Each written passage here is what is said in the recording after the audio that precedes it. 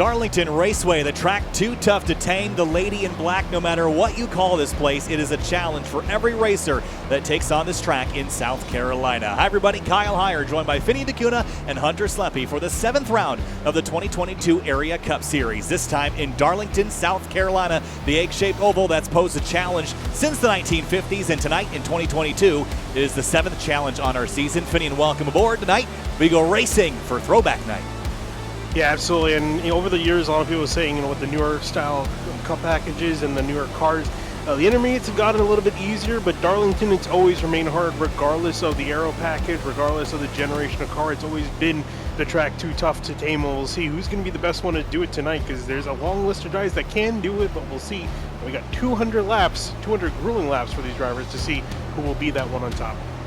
And the one on top, back a season ago, Ryan Hartson, number 3. He won last year's race, didn't dominate the race. James Kiley led the most laps, Jake Nichols led the second most laps. Also, 3 of Ryan Hart's getting the job done, and oddly enough, he was the only driver in the field with 0 incident points. Of all places, at Darlington. I don't know if there's been a time where that's happened before up until that point. Well, it's going to be a fun one tonight. 200 laps is a long way around here tonight at Darlington Raceway. Here's practice times on the left-hand side of your screen. Jake Nichols sits atop it. James Scioli in second. Ryan Hart's Weishart. Denny Ware, the rest of the top 5. And usually we talk about the transition from day to night here, but we're already in the depths of night here in South Carolina, so we won't see a lot of track transition from the beginning of the race to the end. What we will see, though, is some pretty hard-fought racing and some very line-sensitive action as well. Rip the high lane or get on the bottom. There's lots of places, lots of ways around this very challenging racetrack. Yeah, it's also going to be very important for these guys to manage their stuff over time. When you take a look at the weather there, you can see pretty much as cool as it can be at the moment. 85 in the air, 87 on the track. So for these guys, really the big key is going to be managing their tires, managing their stuff, because this is a long race, 200 laps. You got to manage your stuff, especially if we do go green. And Hunter, we were talking about it before. We've gone green in the past. Yeah, back in season 1, it went green flag from start to finish. I don't think it'll do that tonight. We got way more drivers in the field than we did 2 seasons ago, so it'll be something to look at. When in last season's race, we had 10 cautions for 39 laps, so it wouldn't surprise me, especially at the lady in black, too tough to tame.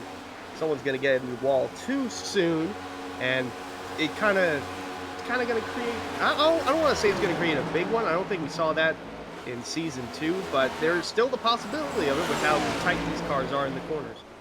And it is Throwback Night tonight, and as you'll have already noticed, there are a handful of very well-designed throwback liveries. Seth Noel's got one, the number 1 that this is Jamie McMurray's variant that he ran in the 2010 500 or something thereabouts. And there's a bunch of others throughout the field as well. The 91 running an STP livery, and many, many more. We're going to get to document a couple of these throughout the night, but one in particular that we have to have our eyes on is Ryan Hart's. Now, unfortunately, this one is a little sad. The hood of this car has a decal that represents Ryan's grandmother, who passed away last Sunday, so we're got our feelings out for Ryan Hart's and prayers to his family as they negotiate this challenging time. But Ryan tonight running that decal on the hood, a very special one on top of the throwback livery as well. Yeah, I mean, how awesome would it be for him to bring home the victory? We brought home the victory in the past year, and he's got a pretty quick car here tonight, 3rd on the board, just almost virtually tied with James Coey, so it'll be a big win for him if he can seal the deal here. Indeed it would. That would make it 2 in a row for Ryan Hart's in the Southern 500. Here's Travis Beckner. I feel like I've seen him run this before and in other series, but it's a pretty iconic throwback scheme in the number 28. So Beckner and many, many more. We'll get to go through all of them through the rest of the night. But for the time being, here's a little splash around the field. One of my personal favorites, just at initial glance, is the 2. Greg Mitchell's got that Miller genuine draft on the car, and then the 84 that just blazed by the screen. Cosman's got the old DLP scheme. That's a real throwback. I remember that on the Toyotas of the day back in, what was it, 2007, 2008? So cool to see that. Tony Raines drove that paint scheme, if I'm not mistaken. Sounds about right to me. Raines. So with practice only about 4 minutes away, let's talk about the race tonight being 200 laps. Getting through it clean. Vinny, you documented that this race has gone pretty clean and green in the past, but let's talk a little bit about the damage that you can get here, the Darlington stripe as they call it.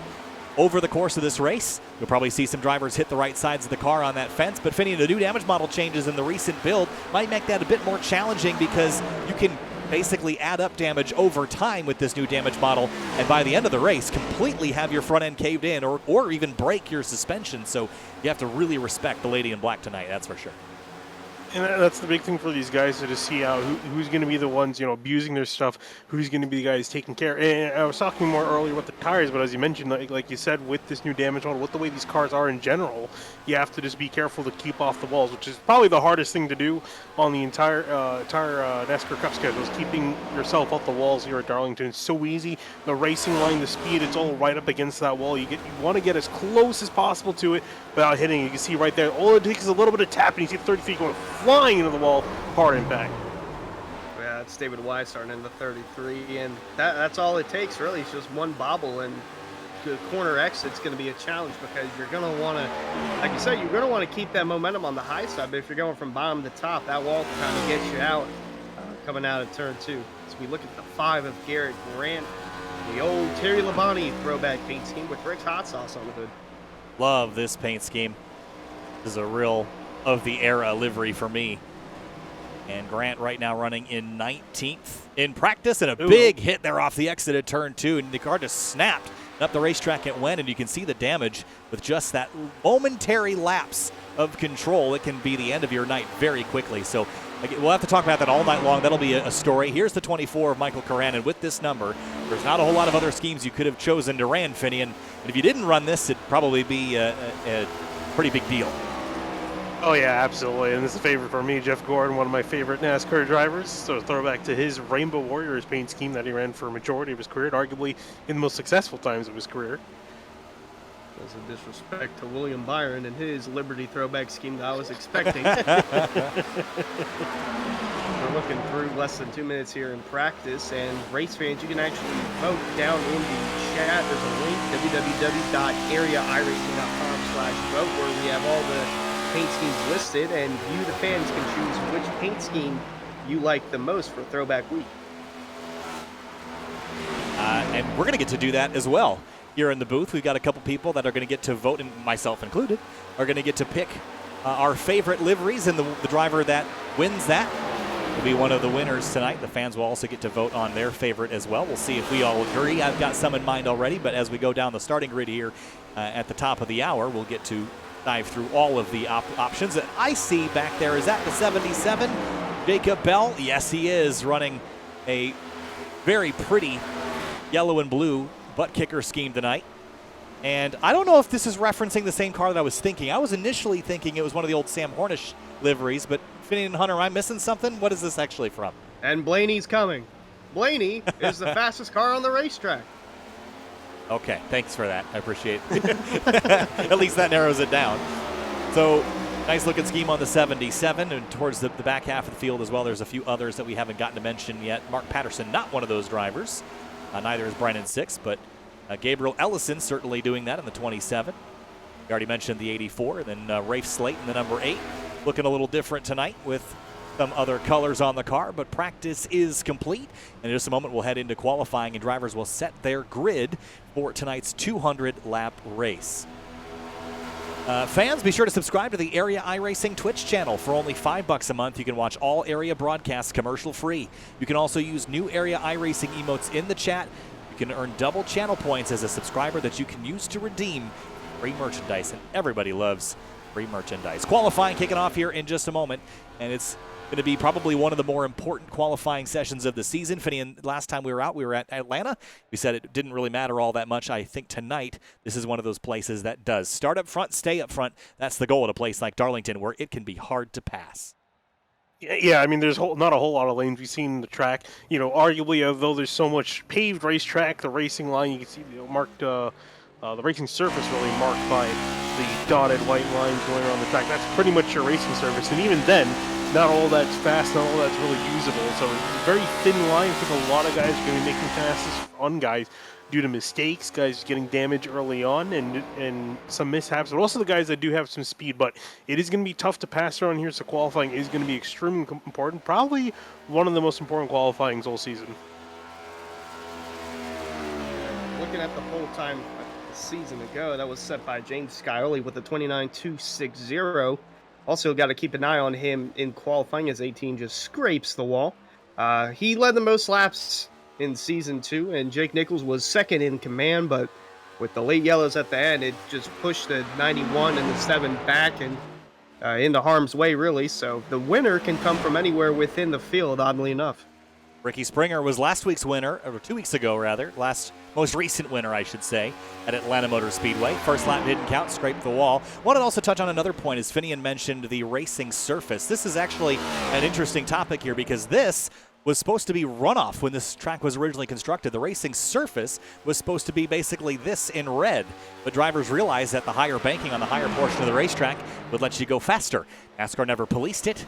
Now, that's why we've got such a narrow racetrack today. They just haven't fundamentally changed this place in a very, very long time. So one of those unique racetracks, Fitting, that would probably never get built the same way ever again. But, Ricky Springer comes across the line, logs a time, and goes in the wall in turn 1. But Michael Sturgill to the top of the board in the number 17. Yeah, looking really quick in the number 17 machine. Chris Rabel also as well in the 29, looking really quick preliminarily as Seth Noel in the number 1, jumping to the top of the charts.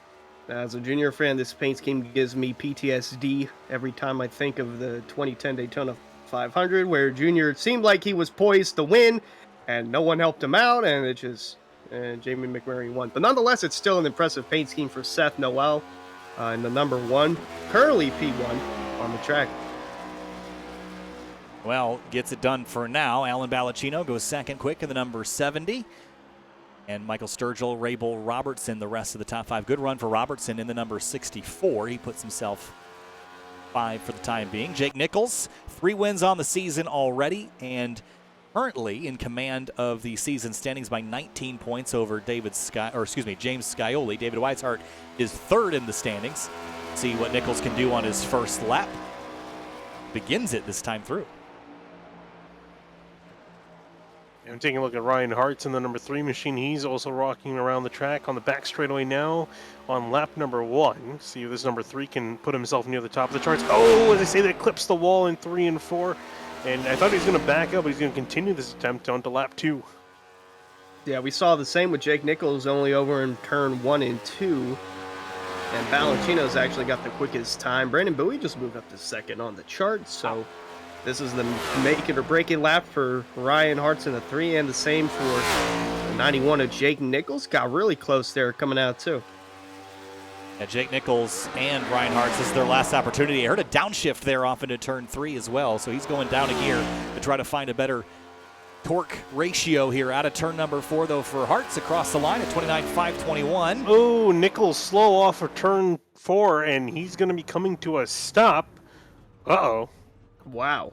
So he's not going to get any lap time in at all. So the 91, the defending Cup champion, got to have to start from deep in the field. Meanwhile, the 3 of Hartz puts the P9 on the board, and here's the 00 of Danny Ware. Might have just scraped the wall there in the middle of 1 and 2 as well. This seems to be a common thread here, Finian, in qualifying, is if you touch the fence, it ruins your lap, and some drivers are unable to get a clean one in, which will start them towards the tail. Jordan Martin is another driver that had that scenario, but at least Danny will get at least one more shot if he did touch that wall in the middle of 1 and 2. Yeah, he's able to keep off it, coming racing to the line, the 00, where he's going to plant himself at least on lap 1, 30.469, and going to put him, let's see. Nowhere. Scraped the fence. I guess scraped it on the early part of that. Got it again out of 2. Scraped it hard there. Wow, so there's a good bit of drivers that aren't going to get any lap times in just because of how treacherous the track is. They don't call it too tough to tame for nothing. Whoa, and I just watching Travis Beckner coming out of turn 2. He messed up on his first lap, so he's going to be going on his final attempt through 3 and 4 now. It's kind of interesting when drivers make that mistake on lap number 1. Lap number 2 is always a little bit more conservative from drivers that are just trying to get around the lap. Yeah, Beckner's going to be disappointed. Only 19 fastest, but I mean, it's better than starting near the back in almost 40th position, so he's going to have to settle for that. He's probably going to drop down lower. And it's still got a few guys left to qualify. It is a marathon, not a sprint. We got 200 laps here tonight, and here's the 13 of Andrew Player. Now, this is another really sick throwback scheme from the Miller Racing camp, Max Pappas. They'll say Casey Mears. I'll always see Max Pappas in this 13. Yeah, this is another car that was kind of popular when I was watching the sport. The late 2000s into the COT era. And player is on his final lap now. Lap 1 didn't count. And lap 2 is going to be his only shot at a clean one here with Maconi Setup Shop on the pointy end of the nose across the line for player 29.771. It's going to be good enough only for 24th place. Matthew Bell in the number 9 also just came racing across the line. He's going to move himself, I think, from 15th up to 5th in the number 9 machine. Indeed, P5 for Bell, and over in third is Aaron Smith. Currently on the track now, though, is the 27 of Gabriel Ellison from Lucky Duck Motorsports. Now, this team has been coming on as of late. Had an off week last week, but they've really picked up the pace, especially just mentioned Aaron Smith. He's currently third quickest. Gabriel Ellison on the track now, 21st quickest on that first lap, but Doug Newbigging as well has had some solid runs, so this team's starting to pick up the pace a little bit. Ellison down the back straightaway here into turn 3, 176 miles an hour. And there's a downshift there as well. I'm curious to see if drivers will do that throughout the entire race, or if they're just doing that for a little bit of extra pace here in qualifying. 29.615 on lap number 2. That's an improvement up to 16th place. He should be the last driver that is going to get a time in here. Well, Douglas Newbigging is going to start rolling here. Yeah, he's going to be rolling. I would say he's got a decent amount of time left. I think these guys got about a minute left that they want to start getting out on the track by the time they get the car out there and then have 2 running laps. And then the thing is, though, now if you make a mistake, you really don't have a whole lot of time to reset. So you really have to be careful. Make sure you get a good lap, see what the 71's got, if he's got anything. Don't know if there's any other drivers who haven't gone out and put down the lap yet. We know that the 91 of Jake Nichols and the 00 Danny Ware aren't going to put down any lap times that will count. I'm not sure if that's the same for Jacob Bell or Dwayne Culberson or others. Ooh, a little bit of a touch there in 3 and 4 in the fence, and again. Oh, another one. Yeah, it's just going to, that's 1 and 2 rather, and it's just going to make this first lap a throwaway. At one point it was 3 and 4. Oh, yeah, that's true. Forgot what year they changed that. Don't know off the top of my head. I want to say the 90s maybe. Or 80s. One of those two. Through corners again, really close to that fence. And down the backstretch here again. If you can line up 3 and 4. The tighter end of the racetrack, and now accelerating up onto the front straight.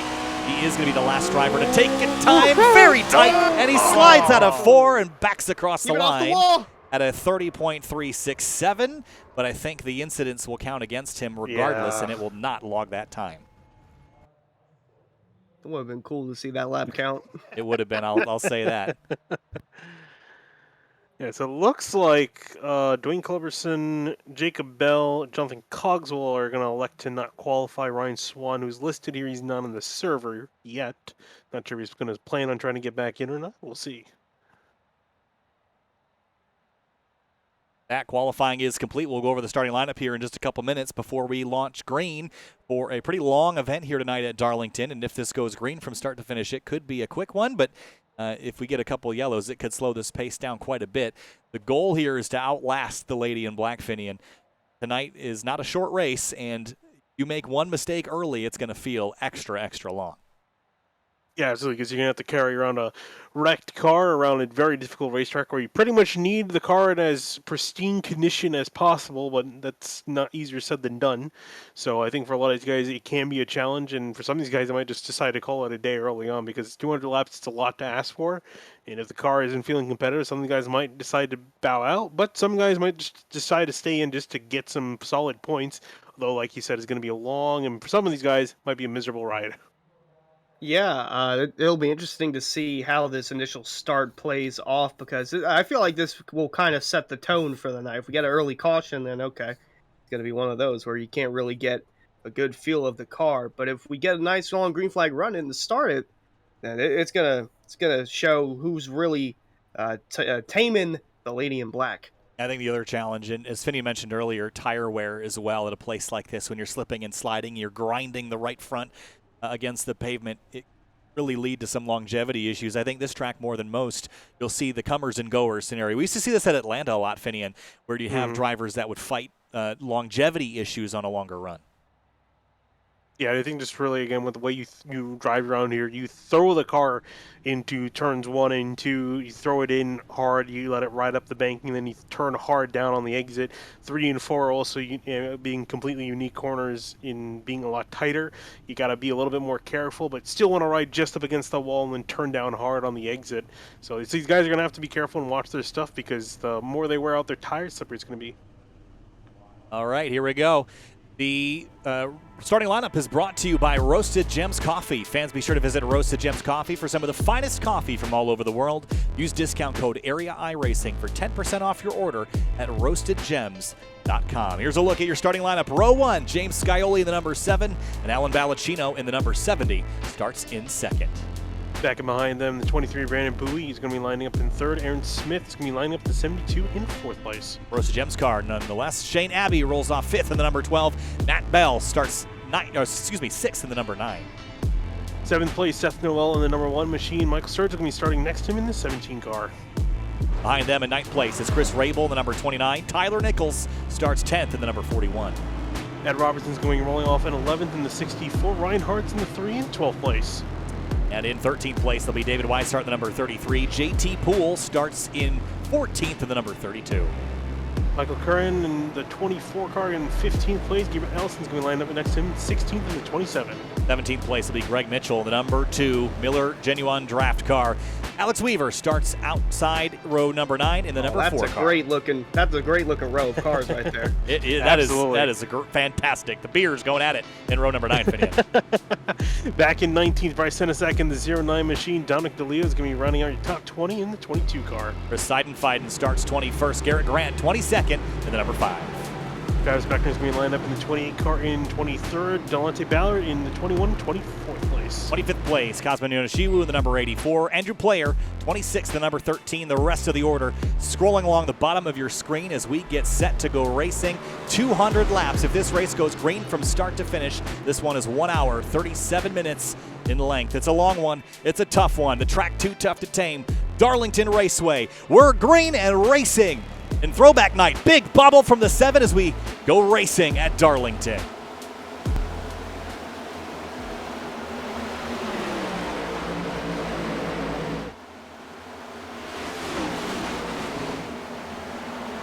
Caution already towards the back of the field. And there's a couple cars tangled up here. Brandon 6, Jacob Bell appear to be 2 of them. Yeah, Brandon 6 was at the epicenter of this, heading off into turn 1. Ooh, big stack up there right on the initial start. We get a look at Simrap Market replay. Yeah, heading off into turn 1, there you see stack up, hits the 37 around, he goes, gets hit by the 91. Ooh, Jake Nichols involved in the middle of that. Yeah, points leader tangled up in this one. And it just seems like there was just a huge stack up with the 37 and 13. 37 kind of jams on the brakes here. Well, the 13 does too, and that creates this mess. And the 91 and 11 of Jordan Martin pretty hard into the outside wall there, Hunter. That's not going to help the Powerpuff Girls at all with that number 11. But yeah, how long did you say this race would go? Green flag to green flag to checker flag. If it stayed green, we're going to have to do a recount on that now. 1 hour 37 from green to green. Might be an hour 40. Maybe. I'm going to guess a little longer than that. But first caution on the first lap of the race. We'll get a reset. The 7 of Scioli really struggled for grip on the inside in that initial launch. And I wonder if that'll be a sign of more things to come. Yeah, it was surprising to see. I was watching the restart myself just before that caution came out. Just ended up getting on the power a little bit too hard, spun the rear tires, bobbled a little bit, and actually got a little bit of a hit from the 23 of Brandon Bowie in behind him. No damage on the nose of that 23, or on the rear of the 7 for that matter, but slight incident there. That could have been a lot worse if someone almost got spun out there from that contact. Yeah, I'm not sure if that's going to be a sign of things to come for these next restarts or so, if the inside line's just going to stack up. But we all know that you're going to want to be the first car going into the corner, as oddly enough as that may be. because of how important that line is going through the corner. Side by side is kind of difficult to do, especially when it's for the lead. But if you have that edge as the lead car, you might be able to clear the car in front of you just so the both. I'm struggling to speak. Just so both cars can make the corner first and second. Don't want to risk it too early going side by side. Balacino leads the way now. Aaron Smith in the 72 runs in third. Real simple, and this is throwing it back to the days when they had the displacement painted on the hood, Finian, and I like that. Yeah, that's really, you talk about a throwback, that's a really big throwback to the cars in the pretty much 50s, 60s, and a little bit of the 70s as well. It's kind of where they started to go away, where you see the displacement place, all of that. I remember seeing that in the Grand National mod in 2003. That's when I really got a good taste of the historic cars, so that's a throwback for me to that game. Well, Matt Bell here, Hunter. This is one of my favorite schemes, actually, from the mid-2000s era, one of Casey Kane's old Dodge dealers paint schemes. Absolutely. I was going to say, this is one of my top 3 paint schemes, and actually on the website for fans to vote on, you can select up to 3 paint schemes. So I definitely had the 9 cars in one of my 3 choices there, and I think we got a little guest in the booth. Oh, that's Eric Weiler. I'm not sure if you're in the booth or on pit road or on the track. Where you at, Eric? I'm hiding down on pit road right now, hence no background noise at the moment. But I did want to highlight car 91, Jake Nichols, over 1 minute 10 seconds of damage in his John Andretti throwback. So that 91 car, pretty cool one to see, as it's the John Andretti STP Thank You Firefighters scheme from that was 1998. So pretty cool scheme, not looking too good so far off the bat. So Ryan Swan, power outage through practice and qualifying, so he's currently not here. And Danny Ware is the only Sky Motorsports driver because Bronson Stockwell and Tom Bourne are on a cruise right now. So not a good time for Sky Motorsports. Whoa, look out. Sorry, Eric, there's a big bobble on the back straightaway. We're 3 abreast down into turn 3. The leaders touched in turns 1 and 2 as well, but a frantic restart here as we make our way through 3 and 4. I think this time, though, we might make it through a lap. It seems like we will for now. Still guys jockeying for position. I'm genuinely amazed the leaders didn't take themselves out there. Balacino, Skyly disagreeing greatly on who should be the leader of this race, and even in the midfield, guys still jockeying for positions hard. Why I said you want to go in single file if you're the front too, because you saw what we saw what happened when they went door to door. They almost wrecked in the middle of the corner. That could have been bad for the rest of the field. So look at JT Poole in the 32. Oh, look at that paint scheme. Me. Good looking. You really have to. It's a game of chicken going off into these corners because you don't necessarily. 1 and 2 feels scarier to me than 3 and 4 because 3 and 4 at least you're jumping on the brakes pretty hard. 1 and 2 though, Finian, you're going in there almost full throttle, and it is definitely scary to share that track with somebody else, especially in the midfield when you can't see very well ahead of you.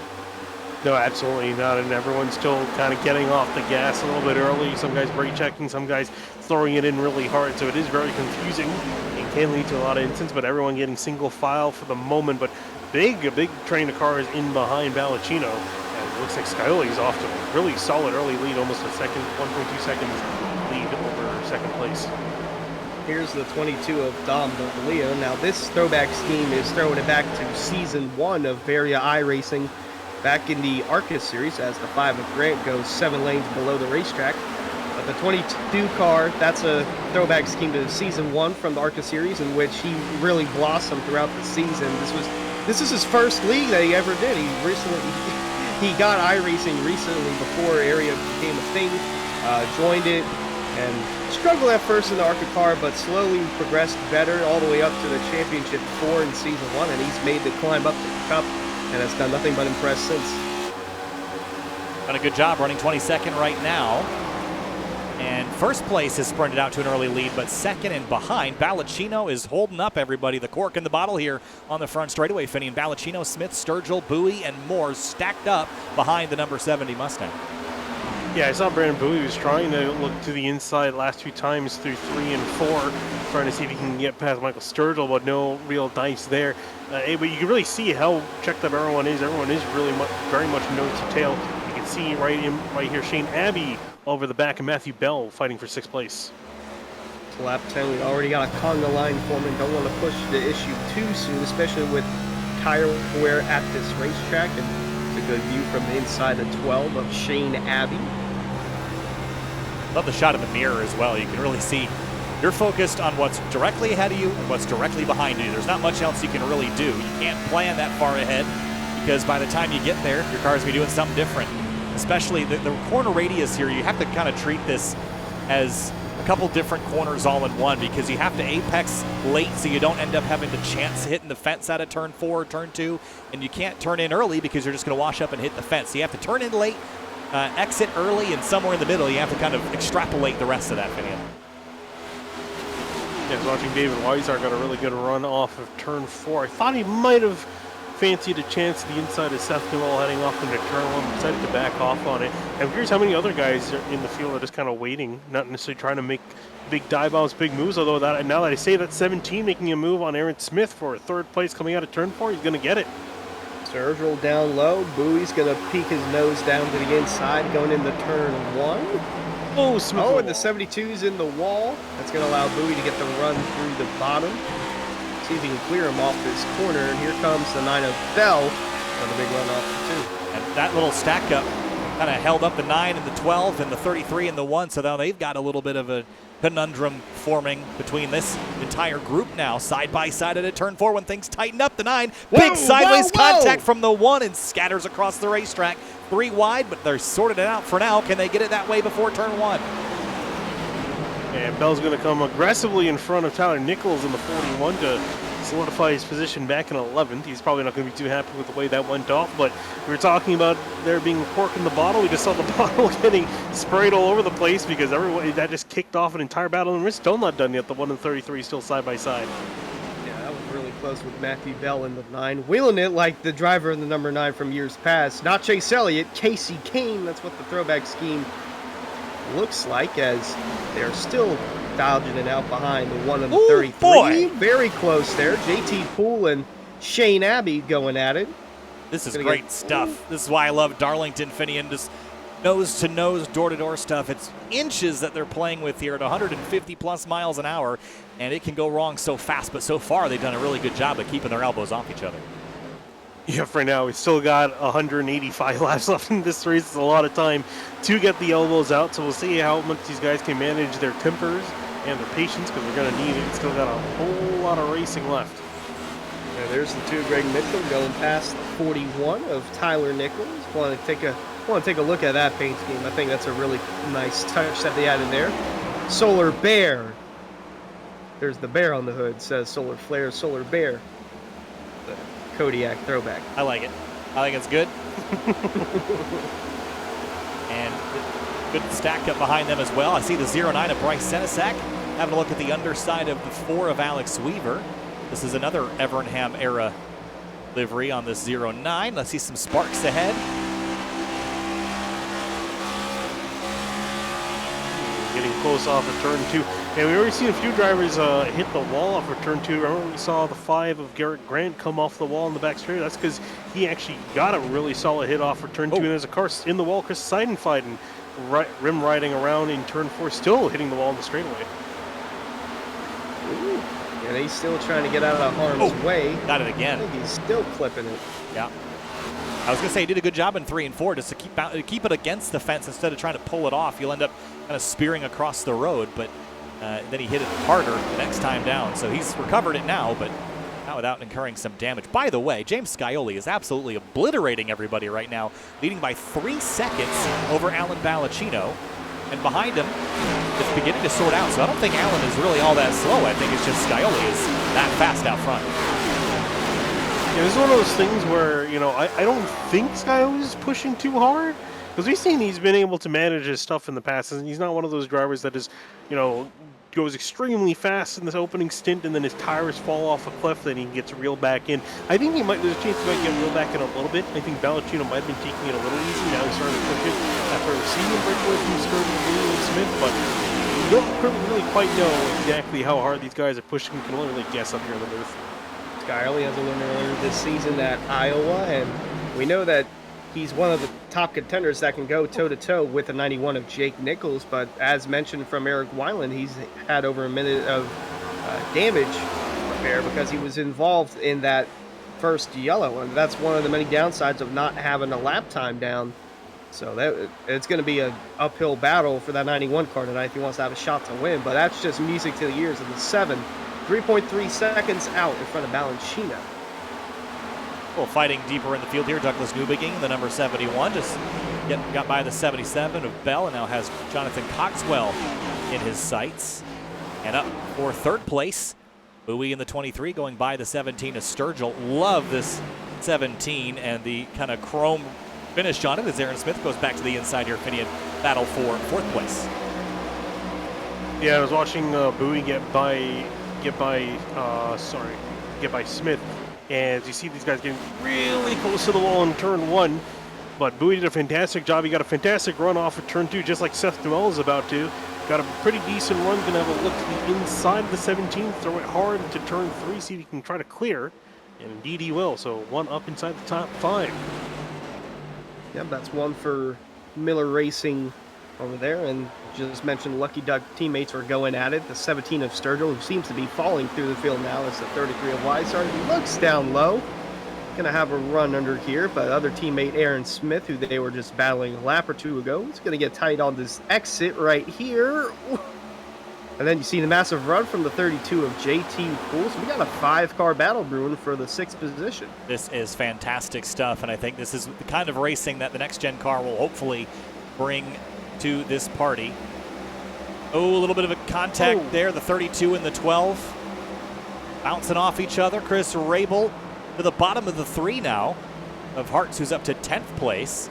Oh, he's Scrapes in the wall. and the 24 of Curran had a run. He had to kill it, and the 9 right up on his heels now. I would say the 29 of Rabel had to check up there because he was right behind the 32 of JT Poole when that incident happened, coming off of 4. So now the 3 looking on the inside of the 32 for the 9th position. Not going to have the run there just yet, but going to settle in line, and Rick's Hot Sauce, number 3 throwback. Yeah, see this guy sailing off into turn 1 again, all nose to tail. It's really interesting because if one guy hits the wall, I'm kind of surprised we haven't seen this happen yet. If someone hits the wall up ahead of them, these guys are so cool, just like that, they're so close together, you have a chance of guys making contact and spinning up. The 3 taking advantage of Poole's mistake, going to throw it to the inside and see if he can get his spy. Here's a 24 as well to the inside of Rabel. That's going to be a position gain for the 3. The 24 of Curran looking underneath the 29 of Rabel. The 9 of Bell closing in. Not going to have much to do there, but the Curran machine goes in front of the 29. Oh, man, Rabel got so close to the wall there in that corner. Almost touched it. You watch the 9 and the 2 kind of get crossed up now. Here's the 72 and the 1. See the different lines in the corners here really paying off. Pretty line-sensitive racetrack, and if you get it right, it will feel right. If you get it wrong, it will feel very, very awkward as the 12 and 32 get back at it. The 24 of Curran putting pressure on. Nowhere to go right now, to the bottom. Gonna find a way to go. Throws to the inside of Abby. They're both gonna be side by side. Someone's gonna have to get. Abby in the wall. 12. Yeah, gets in the wall. 29. The Rabel's gonna get past. Here comes Bell with a charge, and the 2 trying to make a charge here on the back straightaway. Mitchell's not going to have much to do as the 9 goes to the inside. Now Tyler Nichols to the inside of Greg Mitchell. So, I was going to say the 24 of Curran starting to work his way through the field. The 10, well, the 41 of Jake Nichols' brother Tyler Nichols, not so much. That's Ed Robertson in the back just got in the wall. I think it was Rafe Slate that bounced off the fence and dropped a couple of spots. He's going to give up another one here to the 66. Actually, the 66 is a lap down, so no position swap there. But focus back in this 32 car, the center of attention for sure right now with this 24 and the 29. You mentioned the 24 moving forward. Started 15th up to 9th. He's basically traded spots with Nichols, who has dropped backwards since the start, Finian.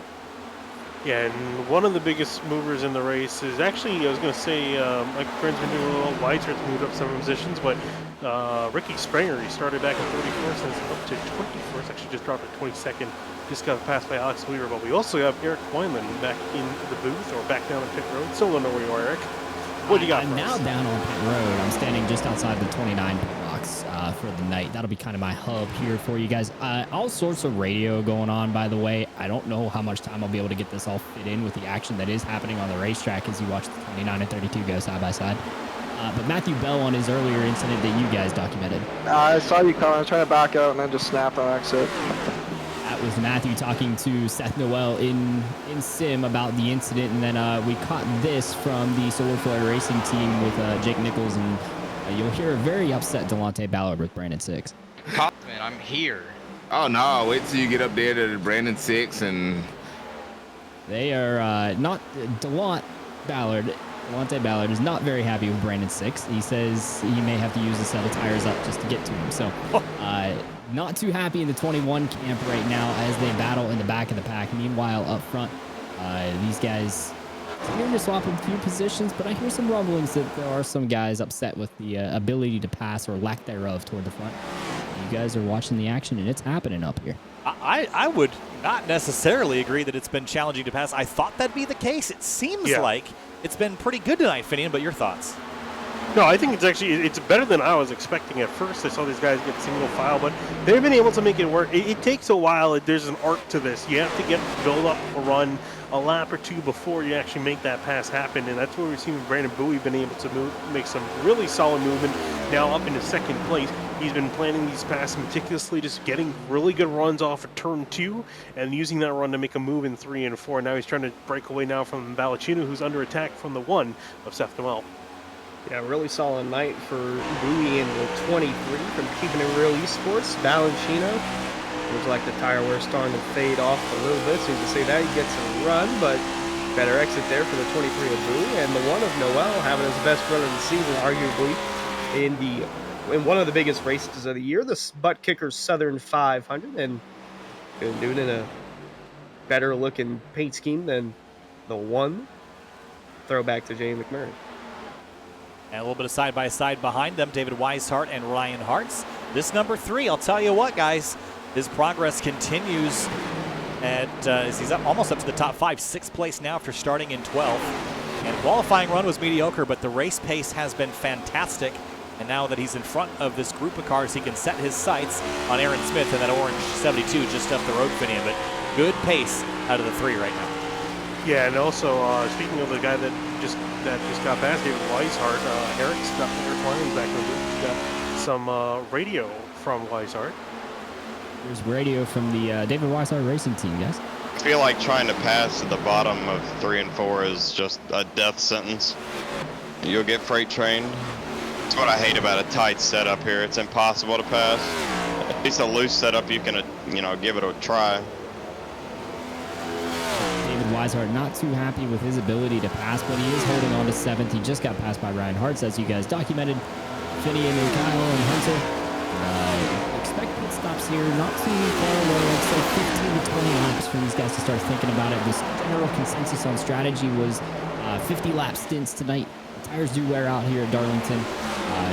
Pretty big time in the cup cars. Watch these guys. Some guys saving their stuff moving forward. Some guys going backward that used it up too early. And this is one of the hardest racetracks to get onto pit lane.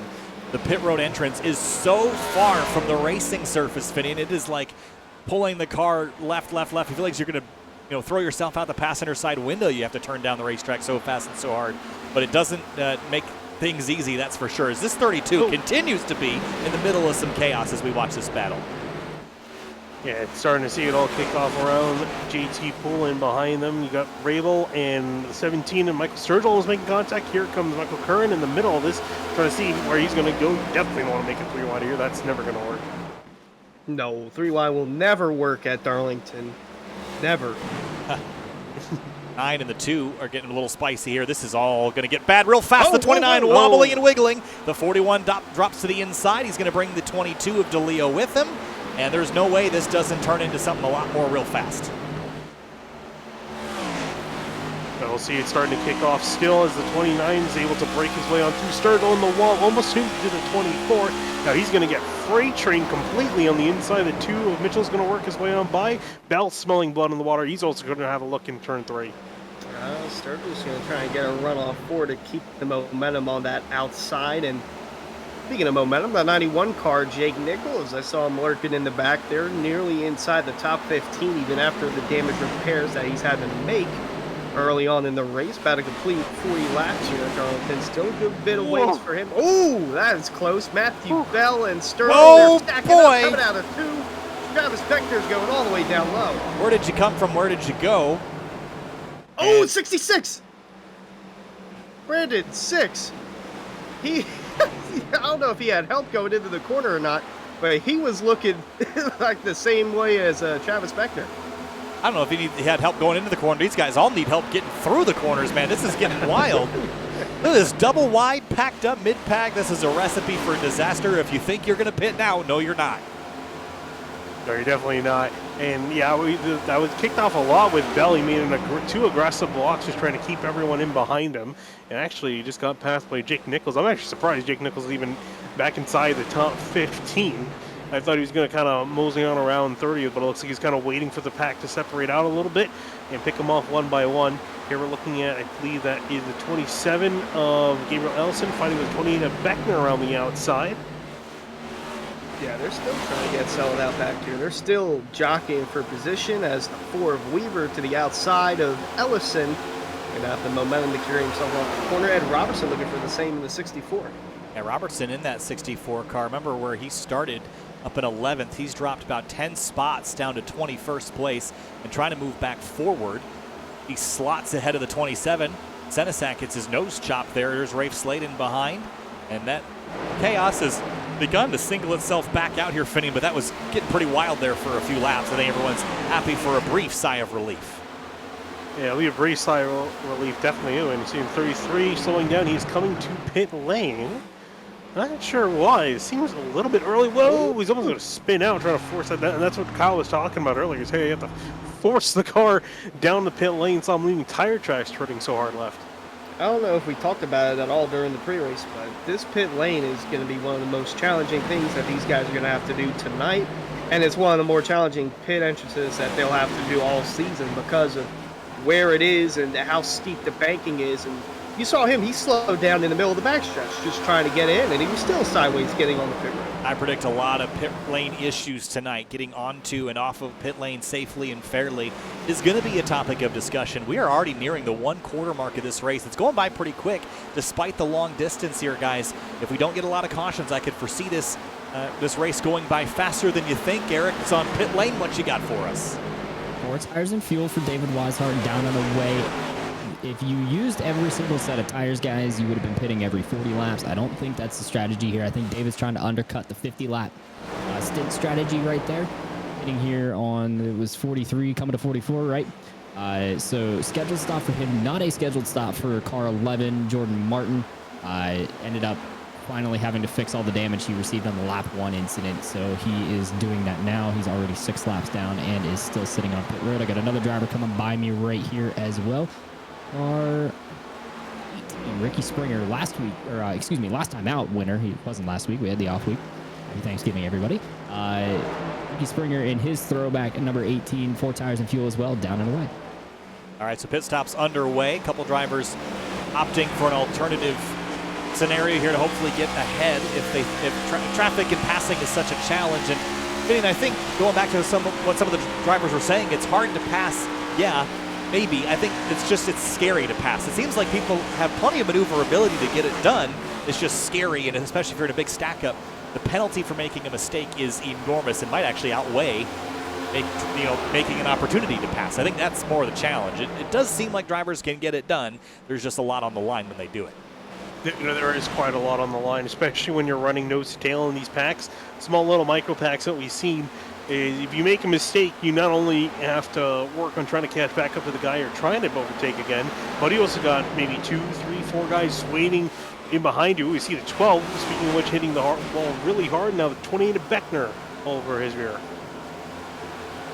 If they do that again, that's going to allow that other small pack of drivers being led by Ed Robertson there to close in on board with the bumper of Beckner.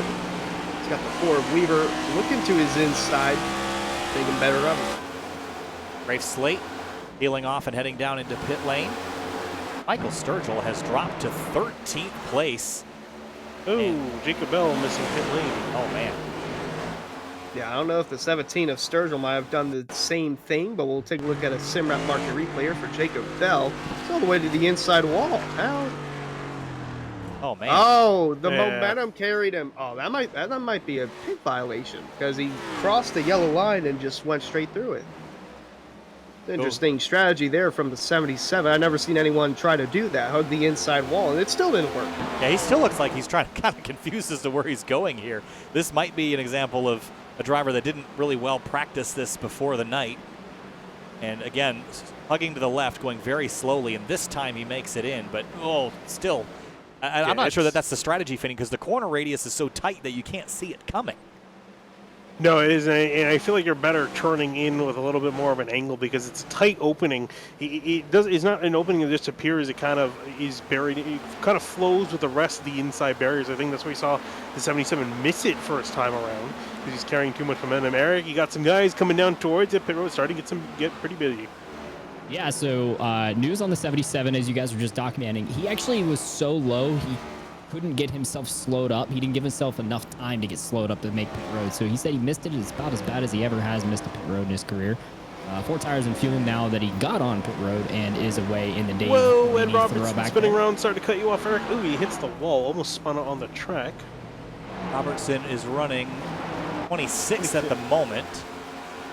All right, Eric, you can continue with your report. We're just going to watch this on the Simrat Market replay. Greg Mitchell and others also down here for service as well. I also have a funny exchange for you guys here from Shane Abbey and his team. I believe that is the IRLC boys. Listen in to Matthew Bell, Shane Abbey, and others talking about Jake Nichols. If he was smart, he probably didn't. So he's pretty smart. All right, then he didn't. That was regarding whether he took tires on the lap 1 incident when he was getting damage repair done. Ed Robertson, 4 tires fuel, and is away. I got the 1 car and more on pit road. Busy place down there right now as this battle heats up. About 16th spot. Tyler Nichols has it. 27 wants a piece of it, but intermixed now with some traffic that is already pitted, including the 18 of Ricky Springer, and kind of mixed scenarios make things a little odd for competitors to deal with. We should document, though, Finian, that James Scioli leads the way. That gap is slowly coming down. Brandon Bowie has maintained a lot more pace over the course of this run, 2/10 faster than Scioli last time by. You know, I think the 23 has definitely been a really solid car to keep an eye on ever since he got clear of Alan Melachino and some of the other traffic that you can argue was holding him up. That 23's got some solid pace, and as you mentioned, he's catching the 7 pretty quickly. It looks like Scioli's actually almost a little bit too loose coming through 3 and 4. I was just kind of watching for a bit. These leaders, to keep an eye on them, they're also running just about a second off the pace from where, actually almost 2 seconds off the pace from their best lap. So these guys on older tires are really starting to struggle. And speaking of struggle, it looks like Eric Weiland's back in the booth. A lot of drivers struggling to get on the pit road. JT Poole, first to blink from inside the top 10 to pit 27 road. Gabrielson sideways and with some contact in 3 and 4. Everyone's dead set on interrupting Eric's Eric's situation, and every time Eric speaks, a car crashes. Eric, go ahead. That was some Rusty Wallace on Rusty Wallace violence right there, guys. That was the old 1989 Kodiak number 27 against Midnight, the nice black genuine draft car for Greg Mitchell. That wasn't good, but 4 tires of fuel for JT Poole in the 32. He was the first one to, I guess the second one to blink from the top 10 if you consider Weishart the first one to do so about 12 laps ago. Looks like a lot of these guys in the top 10, though, are thinking about maybe making it only a 2-stop race instead of a 3-stop. They're going long. They're 55 laps and counting on their tires. Well, let's reset things for you because about half the field has come to pit lane. The other half has not. James Scioli leads Brandon Bowie. Alan Balacino's 3rd. Aaron Smith 4th. Ryan Hart's 5th. A little bit of a battle here between the 3, the 24, and the 29 is a little ways back here as they get scrambled together out of turn 4. Then this next group has come, and all drivers that have not come to pit lane, with the exception of Jake Nichols, who's recovering from that crash damage, but Vinny doesn't seem to have hurt him at all. He's right back in the mix. No, really, I'm kind of genuinely impressed by this. He's been doing a really solid job out there, keeping up with these guys, and starting to make them, make the competitors starting to notice him because he's flying up through the field pretty quickly. I think if he got a caution, that would have helped him quite a bit. He still has a little bit more damage to fix, and I'm sure he probably could use some more fresh tires. You see a big stack up out of turn 4. All these guys in behind the 72. I would just say it's just Jake Nichols doing Jake Nichols things as the 72 of Aaron Smith. He's in the wall. running in the 4th spot. As you mentioned, some of these drivers have already come down pit road. Oh, he's really in the wall. Oh, look out. Oh, that got tight coming out of 2. They're 3 wide down the backstretch. Something's got to give. Oh, Ryan Hartz backs off to go down pit road. The 72 still in the wall. Chaos happening all over 3 and 4. He's still in the wall. That was Aaron Smith cannot get out of the wall. That was great timing for the 3 to hit pit lane because they were 4 wide for a moment. Aaron Smith has destroyed the right side of that number 72 car, and that will probably necessitate him to hit pit lane, but that car is definitely wounded, and more drivers hitting pit lane now, Finney, and it seems to have started another group of drivers hitting pit lane. But a 2-stopper, what would that put you? Pitting up, what, lap 65 or 70? Yeah, I was going to say around 65. I was just kind of doing the math in my head. It's about 65 to 70 is where these guys are going to try to go. It's going to be really tough to push it because we're starting to see these guys really struggle. We just saw Aaron Smith hit the wall pretty hard, struggling to keep up with keep pace, especially with the guys that are pit, because they're flying around there almost 2 seconds faster than the guys that have stayed out. And speaking of 2 seconds faster, the gap between the 7 of Skyler and the 23 of Bowie closing down quite a lot, as mentioned Brandon Bowie, the 23 closing the gap on the 7 of Skyoli. I'm not sure if this is something that we'll see if we don't get a caution, we just get these long green flag runs. If this is something that we can expect, but something to keep an eye on definitely as the gap is down to 1.5, and the 17 of Sturgill struggling to hold on. The 41 of Tyler Nichols nearly getting on the wall. A little bit frantic there. Finney, I heard you pipe up about Garrett Grant. I see some damage on the right front of this car as well. Did he bounce off the fence? Oh yeah, he took a few hits in turn 1. He got a decent hit and then was riding for the wall for a little ways. He's also got some damage from earlier on in the race. He hit the wall as well, so he's hit there at least twice from what I've seen. So he's still soldiering out there in 6th place, but a little bit wounded. Yep, still keeping it strong in the 6th position. The 5 of Garrett Grant. Looking up here, Tyler Nichols' brother Jake Nichols, and JT Poole, who hit him. He is battling with Rafe Slate, I believe, for position. Yes, this is the battle for 19th on the racetrack. Poole's going to get around the 8 of Slate. And there's the 22 of the Leo lurking in the back. Drivers on fresh tires probably feel like Superman right now. The difference is about 3 seconds a lap.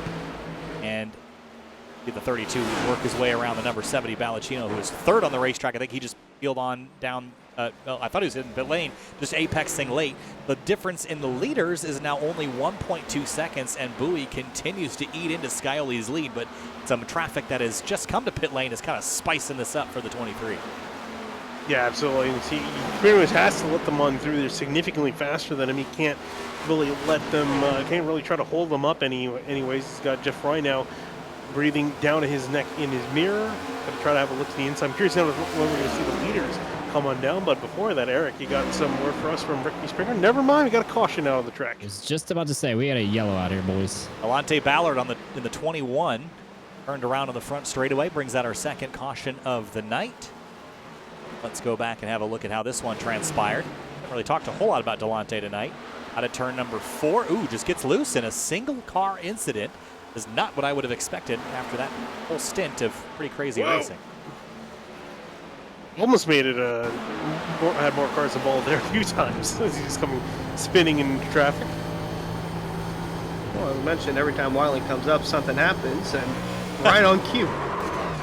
These guys are not giving me a break. Delonte in the World Trip 93 Western Auto Throwback. Just a slight overcorrection right there as we see. I'm going to expect to see everyone that has not pit, gentlemen, down to pit road to me. But I have a replay queued up here for you guys. Lap 57, entry at turn 3 for Ricky Springer in the 18 car. As I got James Scioli and others coming down pit road. I'm going to tell you this is going to be pretty simple. 4 tires and fuel for all these guys. But here's Ricky Springer's radio entry to entry to turn 3, lap 57. One of the best things about the SimTV broadcasts here for area is we get unprecedented access to the drivers. Ricky Springer, I'm going to use this as a soundbite. How bad was the pucker factor right there on the entry to 3? It was there's probably a 10 out of 10. I'd say a 10 out of 10. I don't know if we'll get the opportunity to go back and look at that replay, Kyle, but to put it mildly, Ricky ended up 3 wide with guys that were on older tires as he had just pitted. and then Ryan Hart's pit right in front of him while he was in the middle. Oh, we being actually three wide. saw He that. almost ran it over. Oh, we We had it actually live. saw that live. And it was Okay, a I was hectic not one. sure. Yep. It was wild. Chris Rabel in the 29 damage repair, just down and away right here, as well as the 41. Everybody's still sitting on pit road. Tyler who's the last one here? Andrew Player still getting damage fixed, but 4 tires and fuel for everybody up front here, and including a couple guys that had already made a stop. David Weishart being one of them, gentlemen.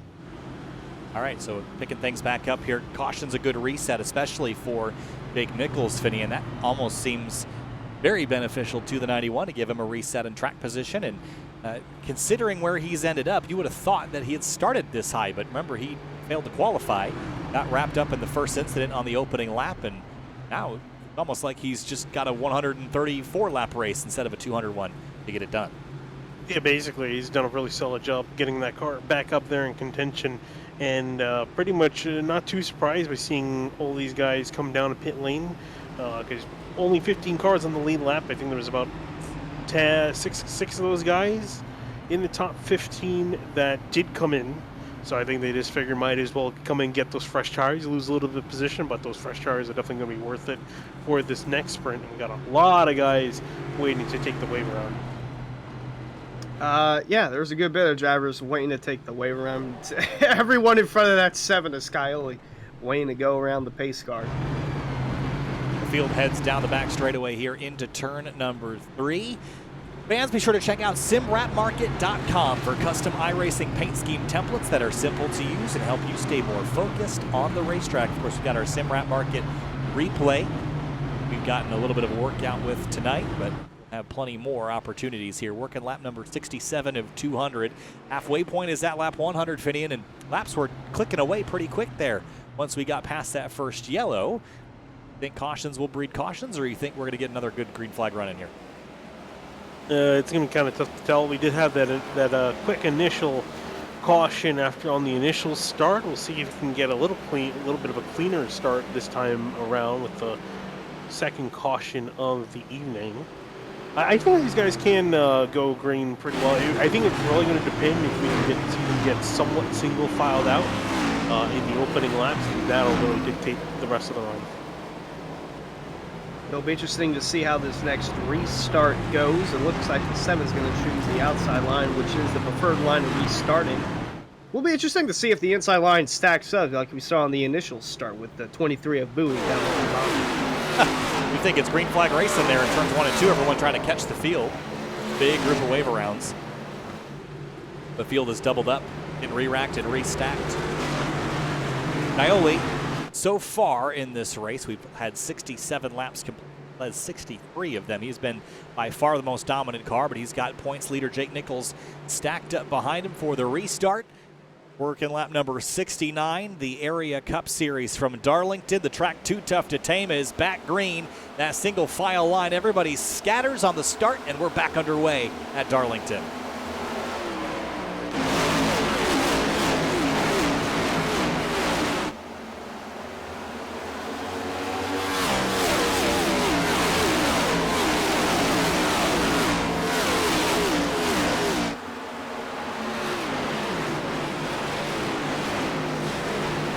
I don't believe what I'm seeing. Is that Jake Nichols in the 91 in third? It is, all thanks to a really good run after that initial caution, and then getting the right strategy for that second caution flag. He kept his track position and now advances to third on that restart, Finian.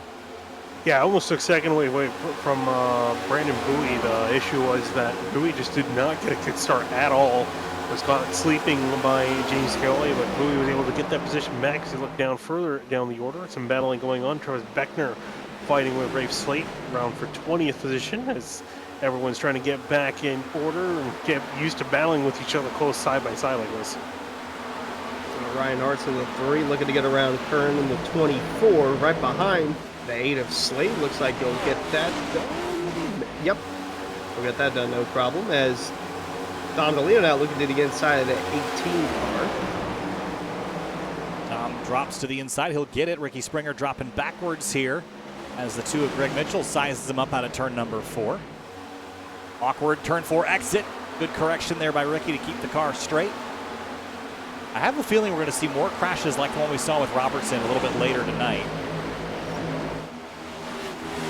Not Robertson. Who's the driver that looped it? The 21, rather. Delonte Ballard. Yes. Where you're just going to get loose and then overcorrect. I think that'll be a pretty common scenario. Drivers trying to keep the car off the wall, then just getting too much wheel into it and spinning the car up off the corner. Really was surprised I haven't seen anything like that sooner, though. We did go a really long way, almost 60 laps completely without a caution, and so far so good on this restart. See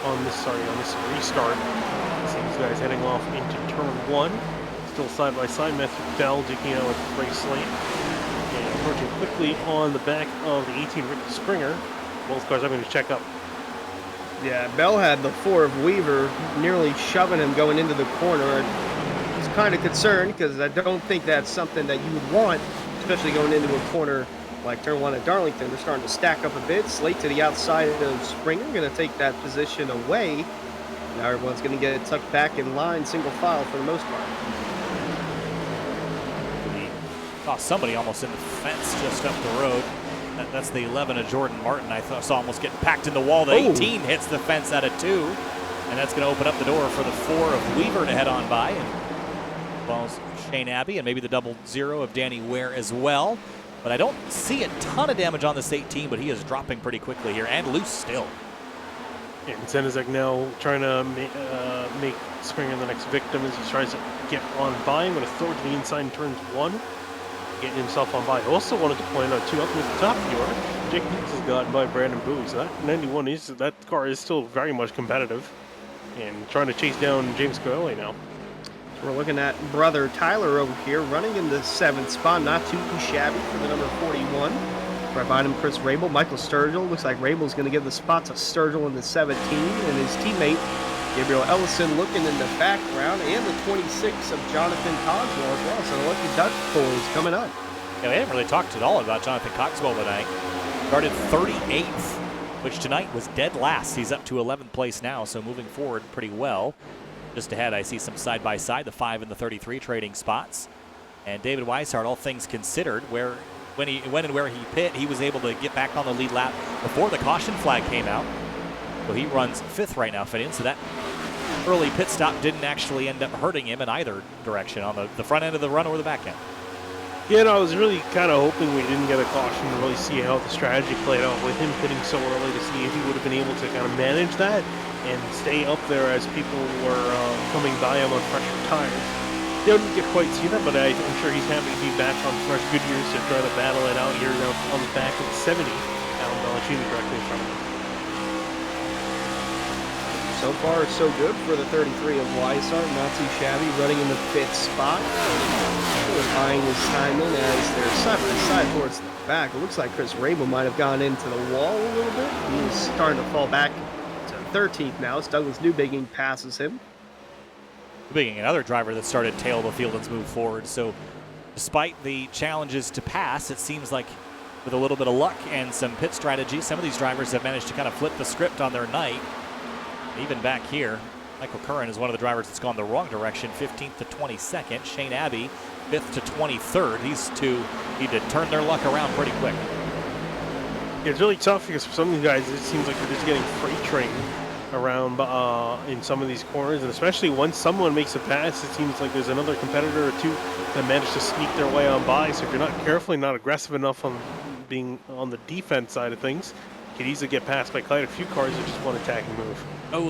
The 37 is locking horns with, I think that's the 4 of Weaver. Don't see if they're on. I don't think they're on the same lap, are they? No, they are not. Ryan's down a lap, but he's the first driver 1 lap down. Ooh, almost punted the 4 heading off into turn 2. Here comes 12 Shane Abbey working his way past the lap car. Yeah, Abbey was rocking it, nearly getting into the 77 with Jacob Bell back there. And speaking of back, it's Eric Weiland back with us. What you got for us? Radio from the IRLC team that you guys are following along, Shane Abbey, Alex Weaver, and company. A couple laps ago, they had quite a moment. Wadded. Wad him up? That's all of us right now. Okay, what are we doing? Now send a sec. Oh my. They were not happy because they ran up on Ricky Springer, who was one of the first to pit under green earlier, guys, when we started the green flag cycle, and then he did not pit under the yellow. So Ricky Springer going straight backward right now after taking the wave around was holding these guys up. You see him in the back of the picture there, the white and red car. Meanwhile, I don't know if we caught it on camera, boys, but the 66 car, Brandon 6, for a spin off of turn 2. No yellow. It stayed down off the racetrack, basically against the inside wall, and he got it righted and back on the way. He is now 7 laps down in the race. And he has called it a night, actually. He's pulled it off the racetrack. So 6 had a frustrating evening, and it will end there. Oh, trouble on the front straightaway. The double zeros turned around and crashed, and the caution is out, and more pile into the mess on the front straightaway. Oh, 51 involved as well. See another guy spinning, not sure who that is, and Danny, where that car is done. You can see the right front tire completely off the axle. It was Chris Seinfeld in the 45 getting a bit of that as well. The 81 of Dwayne Culberson, and it was with the 37 of Jeff Ryan. Oh. Just continuing to go. Oh. There's Seinfeld, nowhere to go, and then the 81 just slowing down and spinning the car out, just trying to check up and avoid that. But that was interesting to see. We saw the 37 get close with the 4 of Weaver and another car earlier, but this time came to fruition with the 00 Danny Winner. You may want to rewind this incident starting in turn 3. A little bit more of a story. Then coming off of turn 2, racing down, and then the 00 and the 37, they got a little bit close to each other here. Entering turn 3, and then in the middle of the corner, going to tap right there. And then I think tap again coming to the exit. And I think I'm not sure. Almost seems like 37 might not have been too happy with 00. Eric, got any more word for us? I can tell you that the Sky Motorsports radio, which realistically, as I already documented, is pretty much only Danny Ware in that team channel tonight, was dead silent.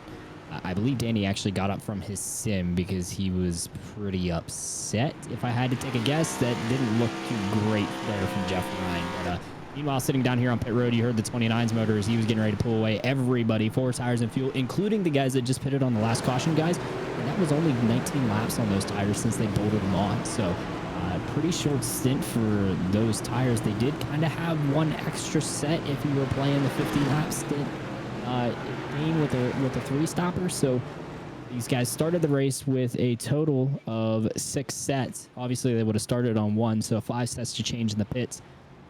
Would have actually been 2 sets, remaining for these guys, or that they've used up now. So 4 tires, fuel, no real change to the leaderboard. Brandon Bowie, James Scioli still hanging up there in the top 5, but these guys are going to have 2 to 3 sets remaining. Depends on how they've played the strategy so far. All of the top 10, 3 sets remaining. Oh boy! All right. Well, for the 00, yeah, he is not in the car anymore. That's a frustrating way to go out, but must continue. And Seth Noel leads the way now, as Eric documented. 19-lap old tires. Everyone else has just come on down pit lane, and it looks like Eric mentioned 4 tires and fuel for all. Fitting at this stage, kind of mix things up a little bit here. The race progressing pretty nicely. We're nearing halfway. Anybody that stands out to you? I think Jake Nichols has to be one. Bowie in the 23, the 7 is Scioli. Is there anybody else? Should have our pens circling on the list. No, I was going to say, I'm kind of thinking the 23, I feel like he hasn't shown his full potential. But considering you're saying to pick someone that's not on the list, I'm kind of trying to look through. I don't really see. I would say Alan Mellicino. I actually don't know where he is. Mellicino is down the list 26. in 26th. What happened to him? Am I forgetting something? Might have been caught a lap down when the caution came out. No, he pitted back in 4th. Yeah, he just pitted in 4th. No. Speed through, see what happened here. The time on pit lane seems to suggest that it was a normal sequence. Oh, I think he might. Oh, he got an EOL. Okay. Well, that explains what happened to him. Also wanted to point out reason why Jake Nichols overtook James Scioli and Brandon Bowie. Both Scioli and Bowie both overshot their pit stall, lost a little bit of time. So Nichols and Weiss aren't able to take advantage of that. Doubling up here. Fans, be sure to check out rickshotsauce.com for some of the best hot sauce. I'm saying hot sauce is strange. I don't know why. for some of the best hot sauces made locally in South Florida. Be sure to follow the Rick's Hot Sauce Rookie of the Year battle in the Area Cup Series and see who will take home the $100 prize as the highest finishing rookie in the point standings. Hot sauce. Hot sauce. Hot sauce. I was really struggling with reading hot as hot. Eric, what you got quick before the restart? 70, 1 mile an hour over on pit exit, speeding. Oh. Well. Man, that's tough. That explains why he dropped to the tail of the field. Thanks, Eric. Heading back to the restart here. Seth Noel in command, Jake Nichols, David Weishart, Scioli, and Grant, the rest of your top 5. Here we go. Lap 87 of 200 and back underway from Darlington. The track too tough to tame. Double packed up this time as everyone gets back underway on a fresh set of Goodyears into turn 1. Up they go. A little more organized start for the leaders. Doesn't seem like anyone was caught napping in particular in that occasion. They single file out, at least in the top few spots, still in behind them, duking it out. Here comes a 91. Big charge to the inside of Seth Noel. Haven't seen this all race long, and now we see in a lap 88, Jake Nichols, the new leader of the Buttkicker Southern 500. David Weishart in hot pursuit, moves up to second. James Scioli looking to the inside of Seth Noel, trying to get the third spot. Oh, this is getting spicy here for the front. Nichols grabs it away. Weishart slots into second. Noel to third, now under fire from Scioli. Bowie's back there as well watching this as the two leaders tangle. And look at this mess. Look at Bowie to the bottom. 3 wide for fourth. Yeah, I saw him. He came with a big run. Here he is down low in 3. I was going to say, as they go 3 wide in turn 3, Bowie absolutely sent it there on the initial lap of the restart. Almost went spinning out of control, trying to make a move, but is actually going to lose out here on Scioli. Wasn't able to get past the 7 as the leaders, Nichols and Weishart, now racing it out in turns 1 and 2. Yeah, they're both driving away from the field, but Weishart is not giving an inch to the 91 of Jake Nichols, trying to force him into a mistake with the current set of tires they have. And remember, Jake Nichols did not get a good qualifying lap in. Here comes the 33 of Weishart down to the inside, coming off turn 4. It's going to be tight. Give the advantage to the 91 for this lap. Battle for the lead here. The Buttkicker Southern 500 and the 33 to the bottom, and Weishart powers to the lead around the bottom of the 91. Takes the spot, puts Nichols back to second. Scioli, Bowie, and Grant the rest of the top 5 behind him. There's more fighting for 11th. Look at this mess. The 32 of JT Poole, Tyler Nichols, Gabriel Ellison, and more battling for 11th spot. Ooh, some aggressive blocks down here. And also it's ironic because wasn't it David Weishart earlier that saying it was really hard to pass, and he just managed to get that pass done for the lead. But a big gaggle of cars, as you mentioned, all still trying to sort themselves out. I think I saw someone go flying off in the background. That was Ed Robertson, who just had a big bobble. He saved it though, Hunter, as we carry on. Look at this mess for the 4 of Alex Weaver underneath the 71 of Newbegin. Going to try and clear him off the corner, and he will do just that. Here comes the 2, Greg Mitchell. Nope. Shane Abbey throws the car down low. Tyler Nichols holding his own on the bottom, trying to get a run underneath the 27 of Ellison. On the front straightaway again, the 9 of Matt Bell, sandwiched in between Beckner and Ellison into turn 1. Up front, no changes. Weishart's gotten an advantage, but back here, just outside the top 10, it's a fierce fight for position here. And the 9 to the bottom of the 1 now for 12th. Yeah, it should be easy. Seth Noel, he's really struggling with that call, staying out. Everyone's got about 18 laps newer tires than him, and you can see that old tire is definitely not the way to go. He's just dropping like a rock through the order. Looking above the racetrack here is Weaver going to look down low on the 1 of Seth Noel, continuing to fall back. Battle for the 14th position. He might have gone in the wall there. No, looks like he just had a really bad corner. He's got to have a nice exit, though, on the outside, but now looking inside is the 12 of Shane Abbey. Full stack up being created behind this as well. The 24, the 2, the 22, 70 of Balacino on that recovery after the speeding penalty. It'll be a long night. Make up from that. And it's good for him, I guess, that there's so much time left. 105 to go next time by. Big slide for the 24. I was going to say the 2 getting to the 24. I feel like that's nostalgic for a lot of people, especially in those paint schemes. Eric, you're in the booth. You got a word for us? Hey guys, here's radio from Solar Flare Racing when they were dealing with Seth Noel. Okay. Drive it on in there, TK. Come on, race. I can't, dude. Seth's got old tires. Oh, yeah. Make it 3. That was Santiago Tires, who is was a former Coke Series driver, still working his way on the pro ladder here in the iRacing Oval side of things. Spotting TK, Tyler Nichols, trying to get him and will him on by Seth Noel, who's just head dropping as you guys are documenting on these old tires. A lot of teams not happy with how they're having to maneuver around the one, but it is a strategy that he chose to play. Momentary obstruction for some drivers and a nagging mosquito in the ear for others as we approach the halfway point of the Buttkicker Southern 500. And it's pretty racy here between Rafe Slate and Curhan. This is to get tight here off the corner, and the 18 of Ricky Springer is 2 laps down. I'm sure he'd love at least one of those laps back and get himself back in contention. He's gonna have to race for it side by side with the 37, who's still the top guy, 1 lap down, but was involved in the previous collision, so could not take advantage of the lucky dog. Oh, side by side, 37 and the 8 dooring each other down this straightaway. And Ray Slayton not happy, yelling over the radio. I think 37 is a lap down. I was gonna say Didn't we find that hard? Springer's gonna need a caution, but doesn't need to be a part of the caution. I'm sure he get some of those laps back. I'm sure he'd be cool spectating one. He's got one right out the windshield right now. I think he just wants to get by it. And to the inside of the 37, he will go not for a spot. As now the 8, he's gotten back to the 37. This could get ugly, guys.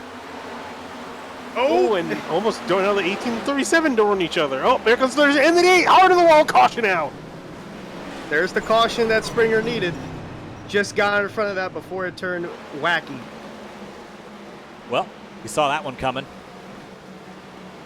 And now Rafe Slate is backwards, and that car is destroyed as we hit lap 100.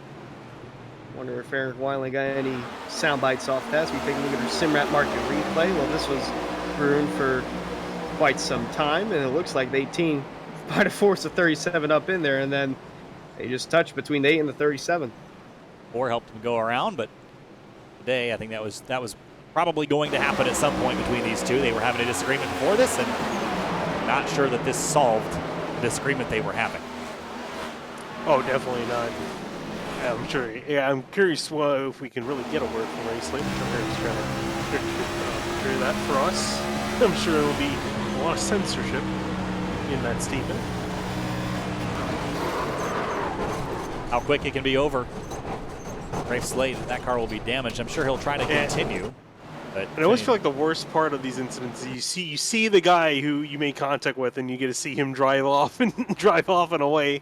Meanwhile, you're facing the opposite direction with some pretty decent amount of damage. Looks like we got a good bit of cars down pit road. Not sure if the leaders decided to make their stop, if all of them did, or only some of them did. Only, actually, a majority of the field came on down. Looks like Weishart, Balachino, DeLeo, Bryce Senizak, Andrew Player all decided to stay out. Everyone else coming down. And the strategies are getting pretty wild here tonight. It's going to get hard to follow. I do think that at this rate, we're going to end up with a scenario where people run out of sets of tires. Hunter, your thoughts?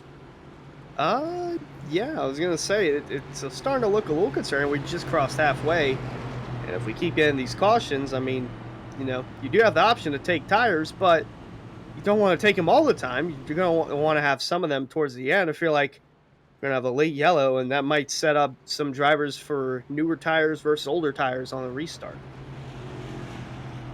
It'll be interesting to watch that trade-off throughout the rest of the night. At lap 101, we are halfway done here, and I think it's about time that we're going to bring in Alan Elwood and Eric Wineland, because it is time, guys, to select. Well, we've got a moment. We're going to probably get back racing while we're deciding this.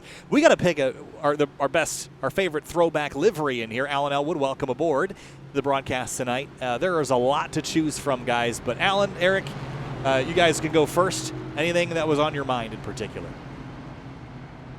Ooh, I mean, there's a lot of good ones out here tonight. I'll be honest. A lot of guys, you know, put in some good effort to replicate, you know, schemes as best they could.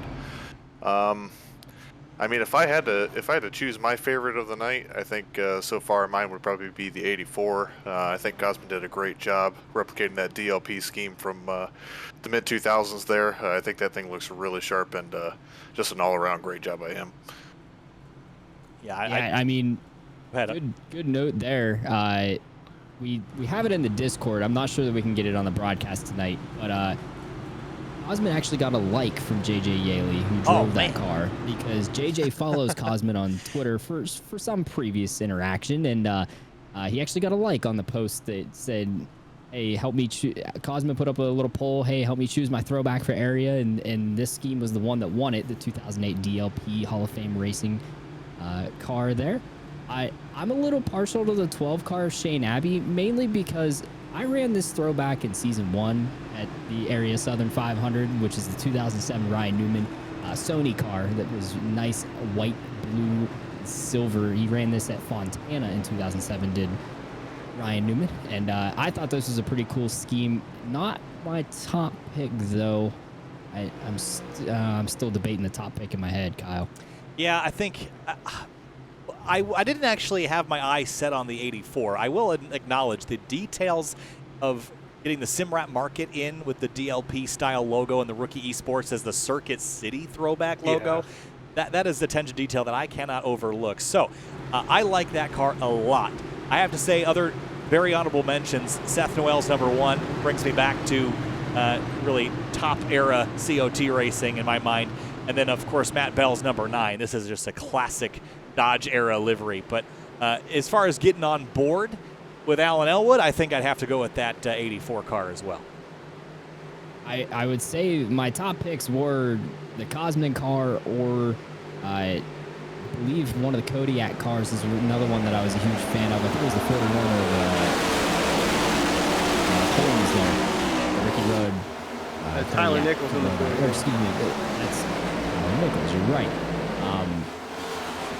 Yeah, I would agree that Cosman was probably the most well-designed throwback out here, and I really enjoy that number 96. If you're back to that mid-2000s era, just like Senna Sack and Matthew Bell in the Dodge schemes as well, but that 84 is looking sharp. And I think, if we're all in agreement on that 84 car being the pick of the night, as we see the 2 in the fence. Who's another honorable livery, by the way. I just think there's a lot of drivers that did some throwbacks and incorporated some of the logos on their car, but to custom make the logos to fit the era and the livery, that was really neat and a very good attention to detail. So we'll have to give it to Cosman, guys, I think, at the end of the day. But very, very well executed schemes. Another honorable mention, that number 4 Budweiser car, King of Beers. Alex Weaver's car is good looking too. Back underway, by the way, is Alan and Eric. Are we all in agreement that 84 wins that? Because I'm in agreement there. I am 100% on board with giving the 84 the award for the best looking paid scheme here from the guys voting. Kyle Heyer of Sid TV, myself of Area, and Alan Elwood, our designs expert at Simrap Market. Well, congratulations to Cosman on that. And, of course, the number 13 of Andrew Player. Couldn't go without mentioning that classic paint scheme as well. Alan and Eric, thanks so much for helping out with that and picking the best livery of the night, as we got a battle for the lead, and Jake Nichols takes over into turn number 1. Ballacino back up into the mix here, Finian, after getting buried with that, that pit road someone's scenario. slow on the apron. JT Poole. They're checking up really big back here. Oh, that looked like it was going to get rough. It's still light. I heard Travis Beckman yelling on the radio that there was going to be a checkup, and I think for the most part, it seems like everyone made it through that relatively okay. Ooh, what? Wow, ooh. Wow. The who was that up in the fence? That was the 71? Yes, Douglas Newbegin pounded the fence out of turn 4, but keeps the foot in it, and we stay green.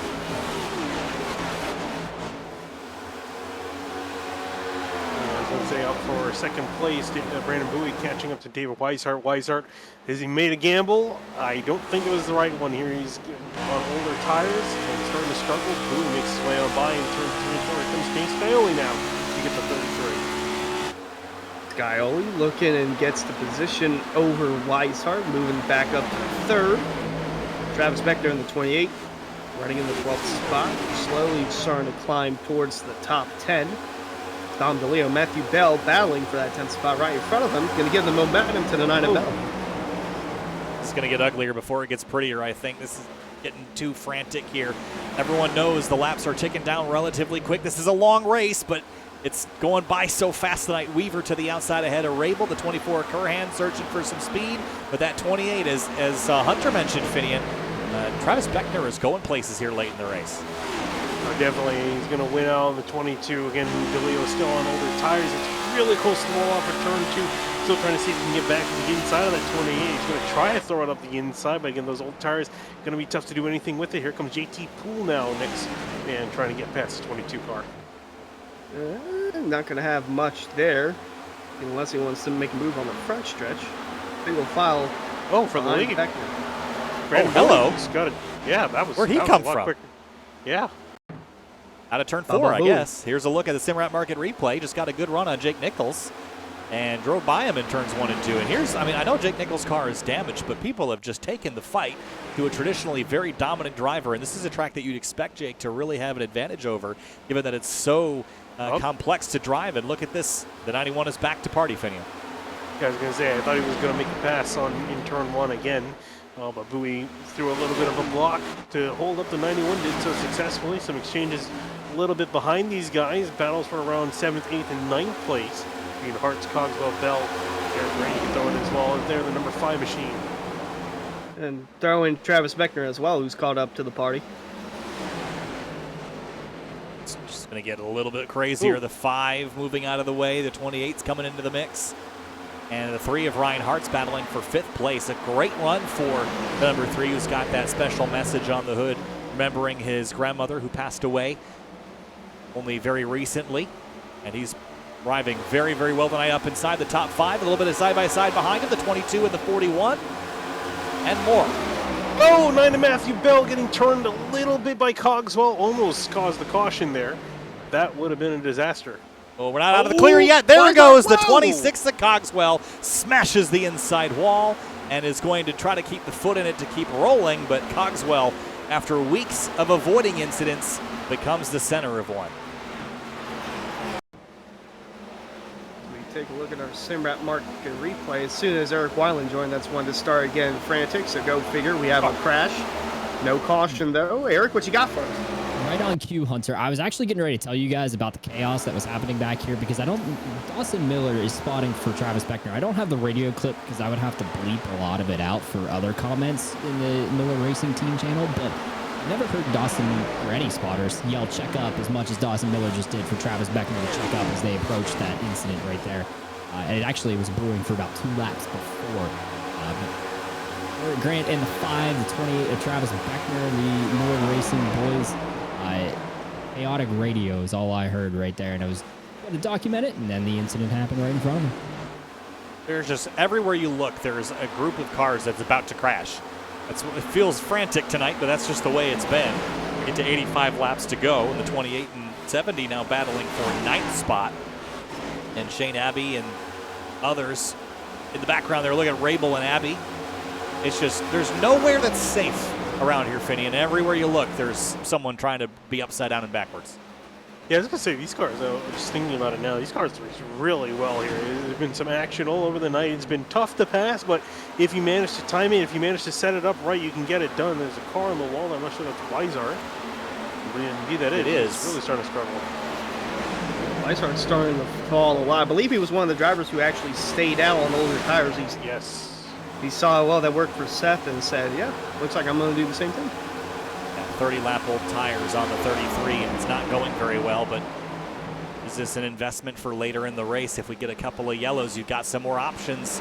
If you're Weishart right now, though, you're out of options. You got nowhere to go as the 22 of DeLeo had made some forward progress, but now has kind of fallen back into the clutches, and I think it's the same story for the 22. Oh, 33 Weishart hard on the wall. I just bit my tongue mid-sentence because of that.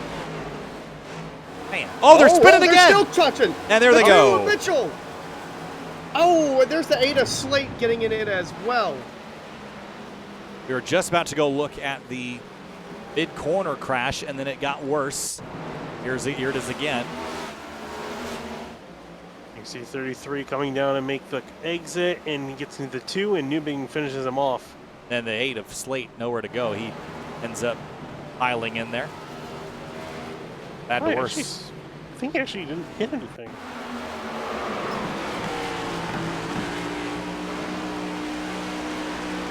Real awkward corner for sure. Oh, never mind. Yeah, hit the 71. Got into the Gave 71. a little bump there to Newbigging. All right, well, that brings out our next yellow and a bit of a re-rack, restack. Now, what was Bowie doing down there? Is he thinking Fake. I think it was a open? fake. Okay. Trying to pull a Bubba Booey. Breath, everybody. Breath. This has been a wild one tonight, that's for sure. It's keeping us on our toes. One of the longest races of the season, and it has not felt like that. We are 80 laps away from the finish. Still about 40 minutes out. Brandon Bowie leads the way. He has led of the 119 completed laps only 9. Scioli has led 79. Jake Nichols has led 7. Rest of the field gets woed back down. So this creates these awkward scenarios where you've been out on the racetrack for a handful of laps. You've got options to take tires, but again, you got to conserve the sets that you've got remaining, Hunter, and it is getting hard to keep track of who's on what and how many they've got of each. Yeah, but that's why we got a pit reporter for that. Eric Weiland down in pit road. What you got for us? Let's see. Rafe Slade, Ed Robertson, Alan Balancino, Cosman. I'm not going to try it. Jacob Bell, Delonte Ballard, all down pit road for 4 tires and fuel here. Gentlemen, the talk was, I was in Solar Flare Racing 1 when the incident happened, right in front of them. I'm on a pretty good streak tonight on that, guys. But not going to bring the radio in for that one. But they were talking about the fact that Seth Noel stayed out, and he is on 20-lap old tires again for the second time tonight compared to the guys that just pitted. So we're going to have another situation where Seth's going to try to keep his track position, but he may go flying backward. And now that puts him 2 sets up on most of the field. I don't know that I'd play 2 sets up. I get having 1 set up on the field, but interesting strategy from the 1 car. We are still 80 laps from the finish. These guys will stop one more time before we see the checkered flag. So gonna be interesting to see what happens here. Also, no radio response when Delonte Ballard mentioned the contact with David Weishart before that triggered the incident over in turn 2. David Weishart was silent on the radio, so I don't think he's too happy with the 21, but he never actually piped up to tell me whether he was or not. Whew. Hard work, guys, tonight. There's so much going on, so many different strategies. Eric hasn't been able to get a sentence in because every time he does, his car flips over. So it's been a challenge. Here's one thing that we can do and keep our breaths for a second. Fans, be sure to check out areiiracing.shop for merchandise to represent your favorite driver. Shop from our selection of t-shirts, sweatshirts, hoodies, stickers, and more. areiiracing.shop. I want to point out, too, from that, the 21 and the 33 both got EOLs from that wreck. Penalties being dished out there for drivers getting involved in collisions, and we get the 1 to green, which means next time by we'll go back green. Bowie uses the inside lane, which has not been a popular choice for the leader so far, Finney. Yeah, I don't think actually started from first yet, so we'll see if he can try to get a jump and drive away from the 7 and the 91. Oh, and apparently the 21 is getting a drive-through. Huh. Carter Coop, one of the admins for tonight in this race. All right, so racked up here for the restart.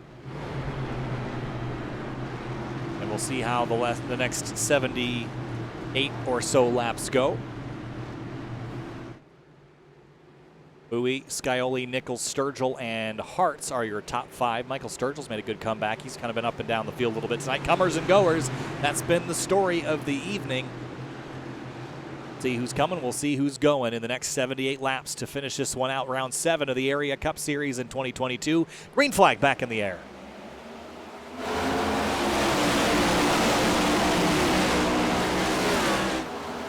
Hey guys, quick update for you from pit road.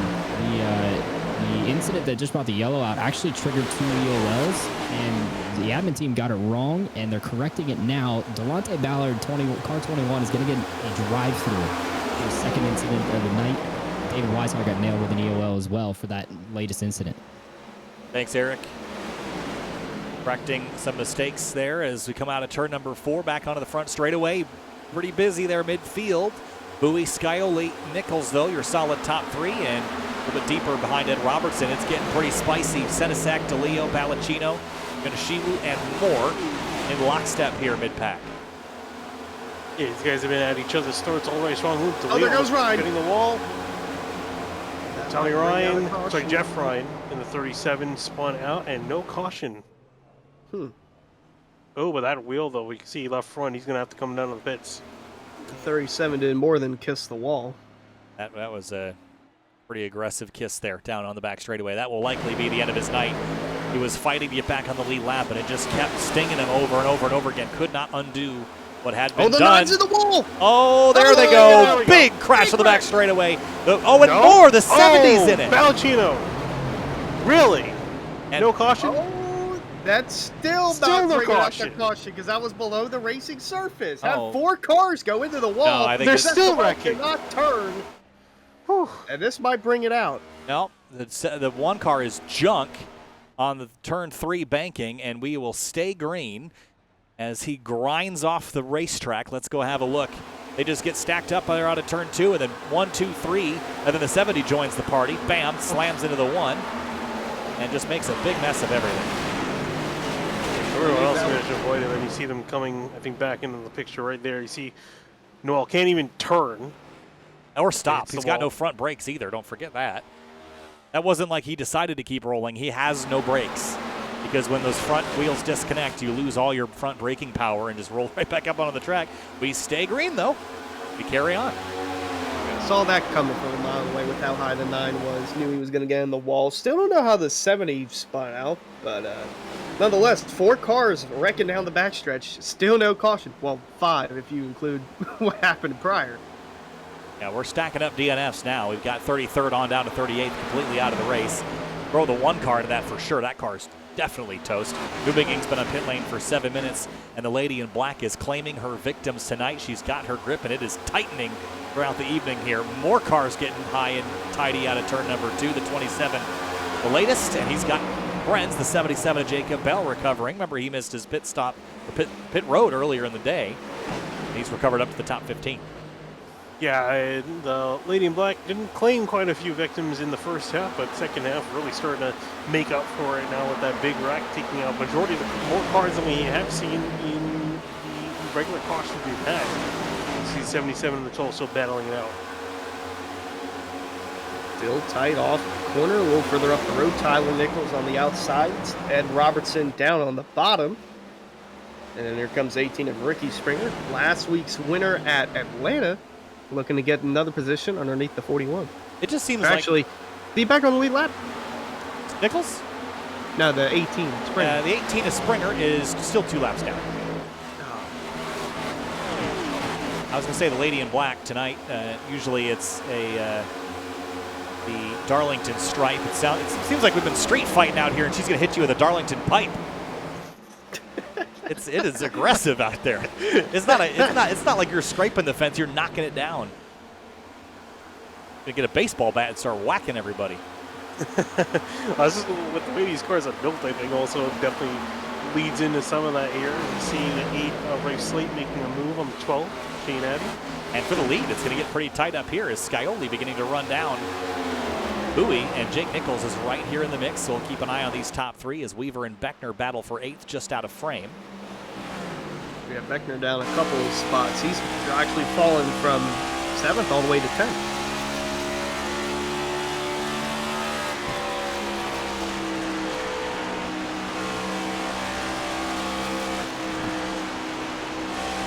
How much do you conserve at this stage, Finian?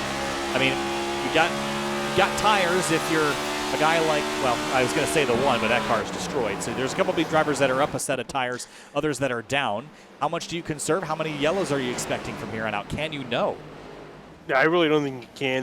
The first half of the race has been pretty good. The race has been generally pretty good other than some weird wrecks here and there. But nothing to scoff at. So you can't really, nothing to really predict how the rest of the race is going to go. I think honestly it is going to go mostly green. I think we may see 1, maybe 2 cautions towards the end of the race. But other than that, these guys have been doing a pretty solid job. Here comes Scioli though with a run on the 23, Brandon Bowie, and Jake Nichols waiting in the wings. Battle for the lead. 3 cars involved. And speaking of 3 car, don't count out that 3 of Ryan Hartz. And also look out for the 22 of the Leo. He might be the fastest car on the racetrack. He's caught up to these guys and might make a move on the 3 of Ryan Hartz in just a moment. Top 5 getting really close here. Very tight here for the top. Bowie's got it. Scioli's right there. So is the 91. And the 3 and 22 are coming. So is Ed Robertson. And this is going to get very interesting. Bowie hangs on for now. Nichols now to the bottom of the 7. Back in the back stretch. Many cars involved. Still no caution. No way. The 12 and the 8. Ow! How? Literally, how? There are cars spinning on the racing surface, so apparently race control they're still wrecked. is falling Valentino's off asleep. the service. Valentino is just in the wall. What is going on in the world? Okay, we have to go back. I think the lady in black's had a little bit too much to drink tonight. The lady in black is drunk. She is crunk right now, guys. Let's go back and see what happened to the 12. How in the world? I know She's drunk. Please don't give her a baseball bat. Yeah, she's. Oh, okay. So it was the 28 and 29 that got tangled together. And that's where this began. The 41 and the 8 all in it. Okay, so that's what happened here. 70 just gets in it. Okay. Well, big crash, no caution. Here's the lead. We're battling. Back to it. Whoa! 3 wide. Might be wreck here. DeLeo's got a significantly faster car than the leaders, but nowhere to go at the moment. As Nichols and Booter duking it out. Yeah, I wonder where the 22 is going to take this run. Looks like he's going to take it to the bottom. Bowie getting close to that wall. Nichols takes over as race leader. DeLeo up to second. Bowie settling back in third. And Ryan Hartz is falling back outside the top 5, and making his way inside the top 5 is Ed Robertson. And here's Ricky Springer trying to get a lap back. Yeah, Ricky Springer's 26th and just threading his way through this as we got the battle for the lead on. And the 22 of DeLeo. This might be inevitable. 18 Springer sliding. He saves it. And the lead battle continues down the front stretch. And now throw Jacob Bell in the hunt. He's 6th. Yeah, this is really interesting watching, especially too. David Weishart's up in the mix, but he's still back in 24th because he's a lap down. I'm just trying to find out where he even got a lap down. I don't quite remember. Bowie on the outside, trying to hold on to whatever he can. Here comes the 7 of Scioli. It's going to be off the corner. Oh, Ricky! And Ed Robertson in the wall. Springer almost getting in the wall. Jacob Bell in hot pursuit of the 64. Bowie's going to hold on to the spot. This is the most chaotic race I've seen in a long time. Oh, and it's still not over. Oh, it's still not over. Every lap, Trying it's to like get around Bowie. You're cringing, hoping that something isn't going to go wrong, and then they crash, and then we stay green, and we do it again the next 10 laps. I was watching back for Weishart. So for Weishart, what happened to him? He actually hit the wall before that last caution. Came into pit lane, fixed. As I say, that is a car wreck in the background. I think the 4 Weaver got on the wall in turn 4. Yeah, bounced off it. We, again, stay green. What I was saying is for David Weiser, so he came into the pits, tried to fix that damage, and unfortunately spent a little too long in the pits. Went a lap down as the pace came by and couldn't do a Lightning McQueen. Sadly, could not do Sadly, that. yes. Jacob Bell up to 4th. Solid run there for the 77. As just a little further up the road, Ed Robertson worked his way inside the top 3, so he's sitting on a podium spot for the time being and is hunting down the 91 of Jake Nichols. 9/10 of a second, DeLeo is extending his lead. All this comes down to strategy at this stage. The 18 bounces off the fence again at a 2 as Robertson is edging closer to that 91 car, and he's going to have this run to the inside and should make this pretty easy. How frustrating, though, Finian, to have so many different strategies that you're just banking on one of them to work out for you, and you don't know when you're going to land on the long run. And for the 91, this is the wrong run to land on. Eric Wineland in the pits, what you got? So I was going to go about 4 to 5 laps ago, but then I was like, I might wait because there might be some action. And then we just had an entire field flip in the top 10 with Dominic DeLeo and Ed Robertson coming out on the other end of it. But got some radio for you guys. So I don't know that there's ever been a case where there's been a wrong throwback. Springer. We're good. Carry on. I don't know that there's ever been a case where there's been a wrong throwback in any Southern 500, but for the case of car 17, Michael Sturgill, I think we have the wrong throwback because he's in a Darrell Waltrip Western Auto circa late 80s, 90s type of paint scheme there, right? Listen into this radio. I'm just gonna be like Kelly Yarborough from now on and just make car noises while I drive. Smoke a cigarette while I drive. I mean, I vape while I drive, so close enough, right? Wow. So we used to, in seasons previous broadcasts, I know Hunter will remember this, we called David Weishart, the vaping on stream, because we had in-car webcams, and David would always grab his vape and vape while he had the camera on him for the broadcast. Well, Michael Sturgill's doing the same thing right now. He thinks he's Cale Yarborough while in a Darrell Waltrip scheme. So a case of wrong throwback for the car 17 tonight. Still looks beautiful on track though. Man, what a combination. But that is awesome. We got to bring those in-car cams back and we can get the vaping on camera too. I think that'd be a good fit. Matt Bell losing a couple spots here. Thanks, Eric, for the update. But we are closing in on 50 laps to go.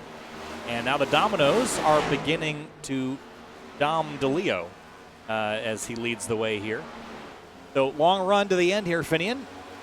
He's been out on track now for, let's see here, about 26 laps. He can make it to the end on one more stop, I'd presume, and then be done. Same thing with those that haven't pit, I'd also presume.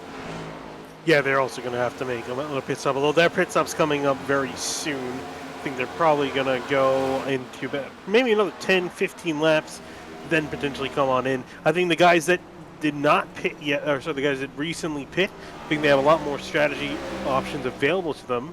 I'm just curious though for them if they're going to try to wait out a little bit longer or pit a little bit sooner. Ooh, as DeLeo catches a bit of the wall in turns 1 and 2.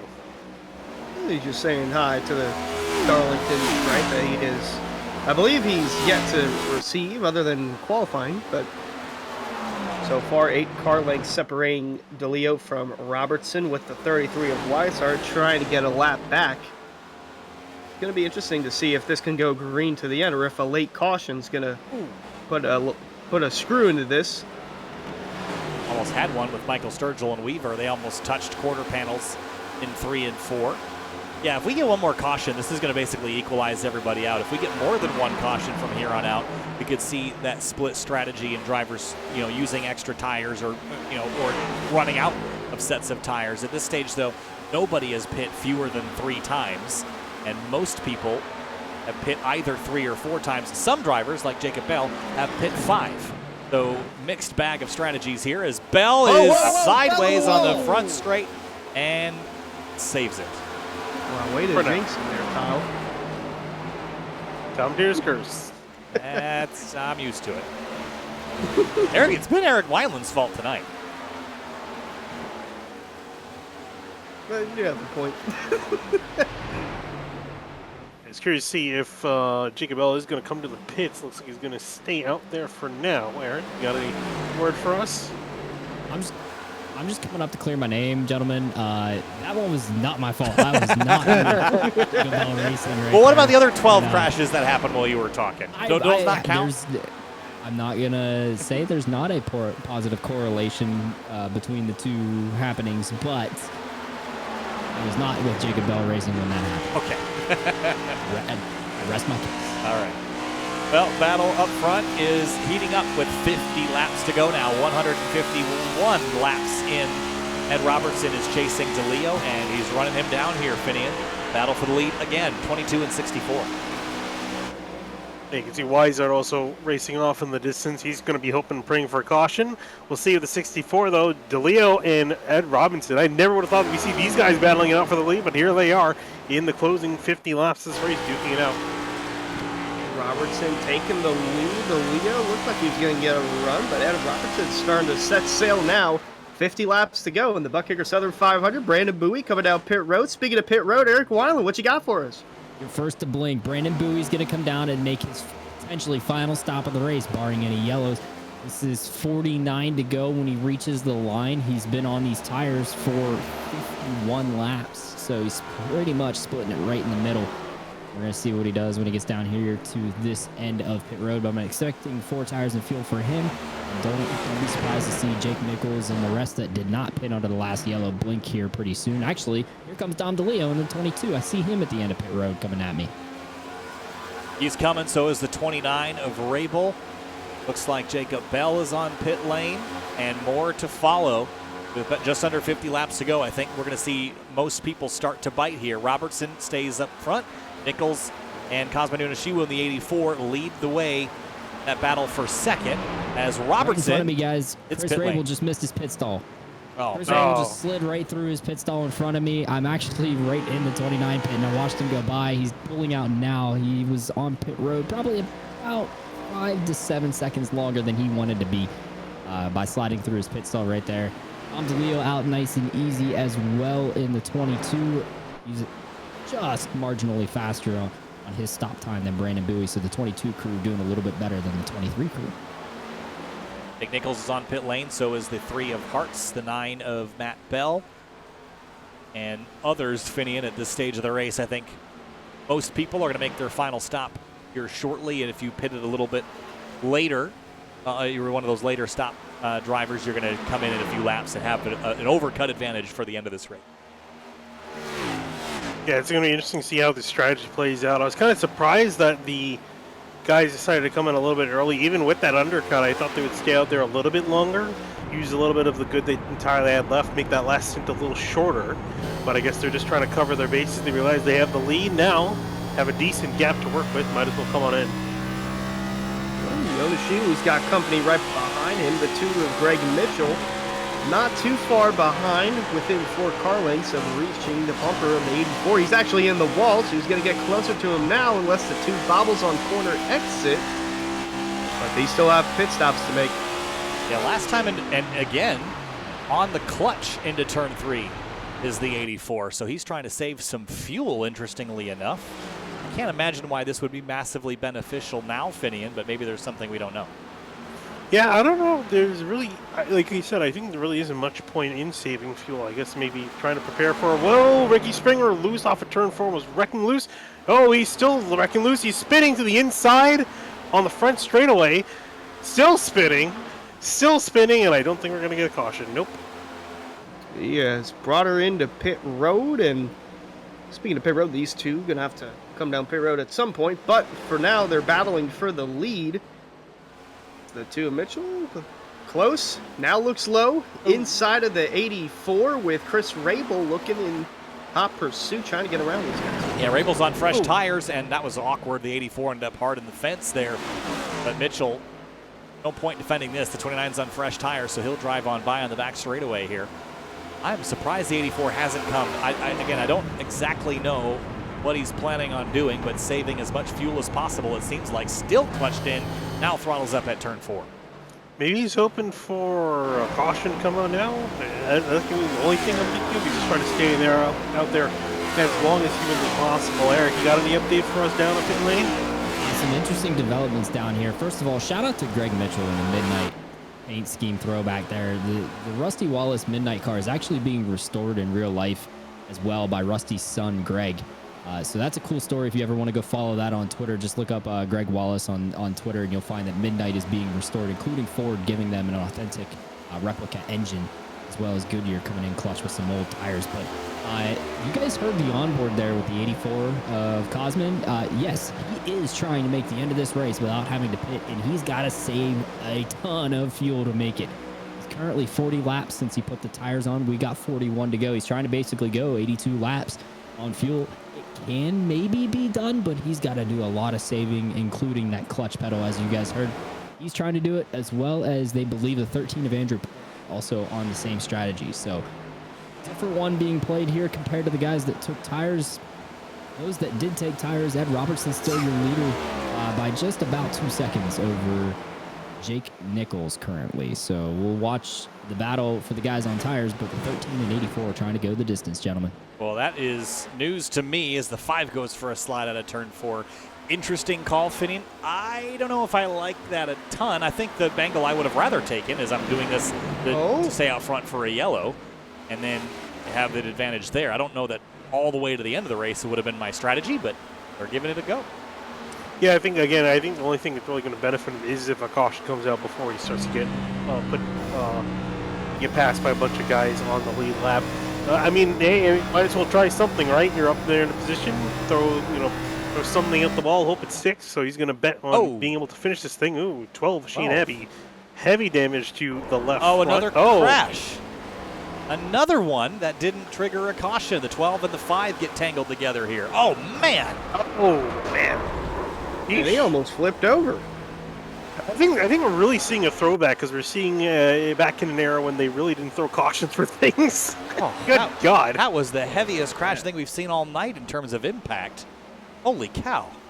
Yeah, I've been paying attention to the Twitch chat. There are quite a few people in the chat that are kind of up in arms over what's a caution and what isn't a caution. This is the fourth or fifth time I've already lost count of cars that have crashed on the backstretch, but because it's below the racing line, there's still no caution. And speaking of caution, Eric Weiland, what you got for us? So I'm just coming up to give you my perspective here. So iRacing does not like to throw the yellow unless the incident is on the racing surface. And with Darlington being the way it is, realistically, only 2 to 3 lanes off the wall is really considered the racing surface. Once you get below that dotted yellow or dotted white line in the corners, and what is the equivalent of that same section on the straightaway, it's kind of technicalities apron for the racetrack. So as Kyle draws up this awesome graphic right here, anything below that red area is not going to be a yellow according to iRacing. And areas policy, we don't throw yellows, we let iRacing handle it.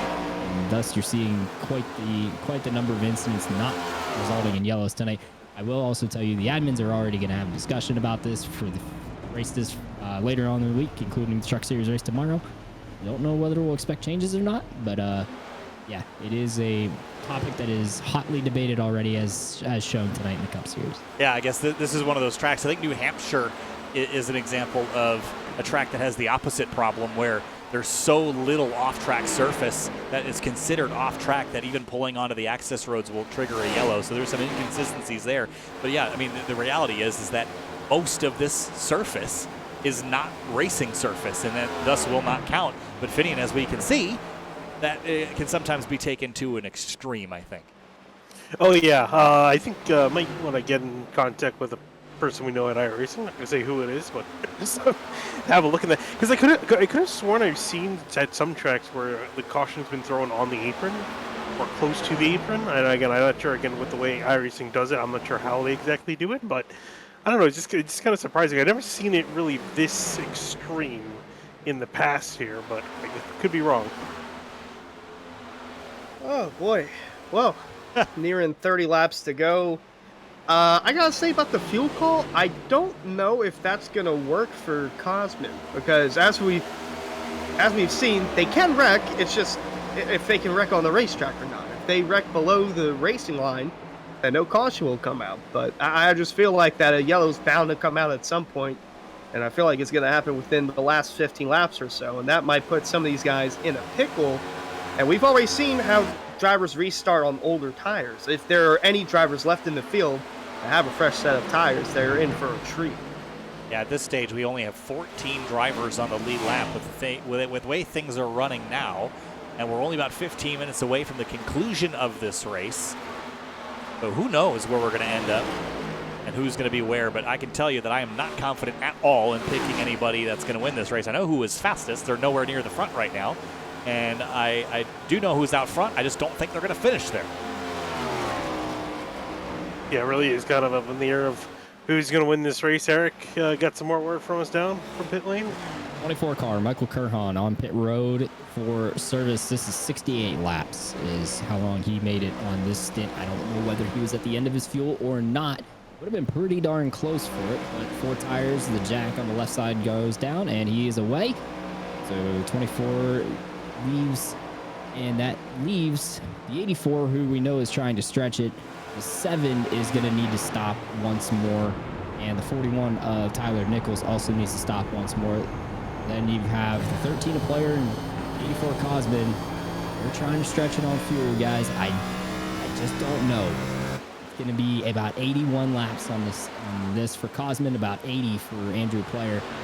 I love the strategy call. I'm a big fuel guy myself. But at losing a second to a second and a half a lap currently, I think Ed Robertson and Jake Nichols may get past the 84 before the end of the race. I was about to say, what about Skyoli and Jake Nichols? Are they good to go? Skyoli does need to stop once more. Jake Nichols has stopped pretty much the race. If Cosman cannot make it, the race is the 64 and 91 currently. They are 3rd and 4th on the racetrack, about 12 seconds back of the 84 currently. This is your battle for potentially the race win. Yeah, now, there's no way, I don't think, that Cosman's going to outrun these guys. I think what he's going to bank on at this stage is getting caution between now and when he gets past. I think that's the most realistic scenario here for Cosman to come out in the positive. If caution does come out, he can go take his set of tires and really only lose a couple of spots and then have fresh tires where some guys might not. So that could work out. I just don't know that that's the way that I would play this. Well, now at the moment we're watching battle between Ed Robinson and Jake Nichols, potentially for the lead. Once everything cycles out, I'm believing that if Cosman can't make it to the end, you know that Skyoli is definitely going to have to come in. Ooh, Cosman hard into the wall in turn 2. And Skyoli got a little wiggly there coming out of 2, and Gabriel Ellison going to try and get around both of these guys. And now the 7 looking to the inside of Cosman Yoneshiwu. Massive run off the corner. And it's still neck and neck for the lead here, less than 30 to go. Yeah, this is your battle for the lead, although this is a temporary battle. Both of these drivers will likely have to hit pit lane unless they manage to save enough fuel and save enough time, but the latter is looking unlikely.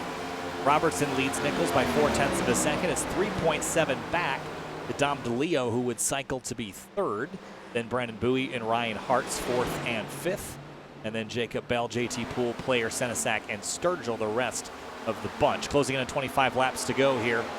And time is ticking by pretty quickly here for those that only have a little bit of time left to make their move, Finian. It really is coming down to the wire here. Final 25 laps of racing. Cosman Yoneshiwu trying to stretch the fuel. The leader is in behind, closing in on him fairly quickly. He's going to have to kind of hope something happens here to potentially put himself in a better position here as Robertson and Nichols. Actually surprised Nichols' pace has slowed down catching to the back of the 64. I would have expected him to get by, but he's starting to struggle. Well, I will say there is no one better on older tires than Jake Nichols. We're preserving tires that get old. And the 91 to Jake Nichols, and we're inside of 25 to go. So I feel like he knows that he has to know that him and Robertson are catching the top 2 and that they both need to pit, that they're trying to conserve fuel. So I feel like he's just taking it easy for now. And he's got his teammate Dwayne Culberson in front of him. So it looks like Culberson's going to get around the 64 of Robertson here. And now it looks like the 91 might put the pressure back on the 64. Little battle there. 13th place is just traded hands. Gabriel Ellison goes by Garrett Grant. Seems like he's really struggling right now in 14th place. He was in a crash. He's actually coming down pit road right now, but oh, for a second I thought he was crashing again. Yeah, I mean he was running up in the top 15. He's dropped another spot, so he continues to fall down the order. And that right side is looking pretty. Actually, the whole thing's looking pretty tore up as far as these cars go.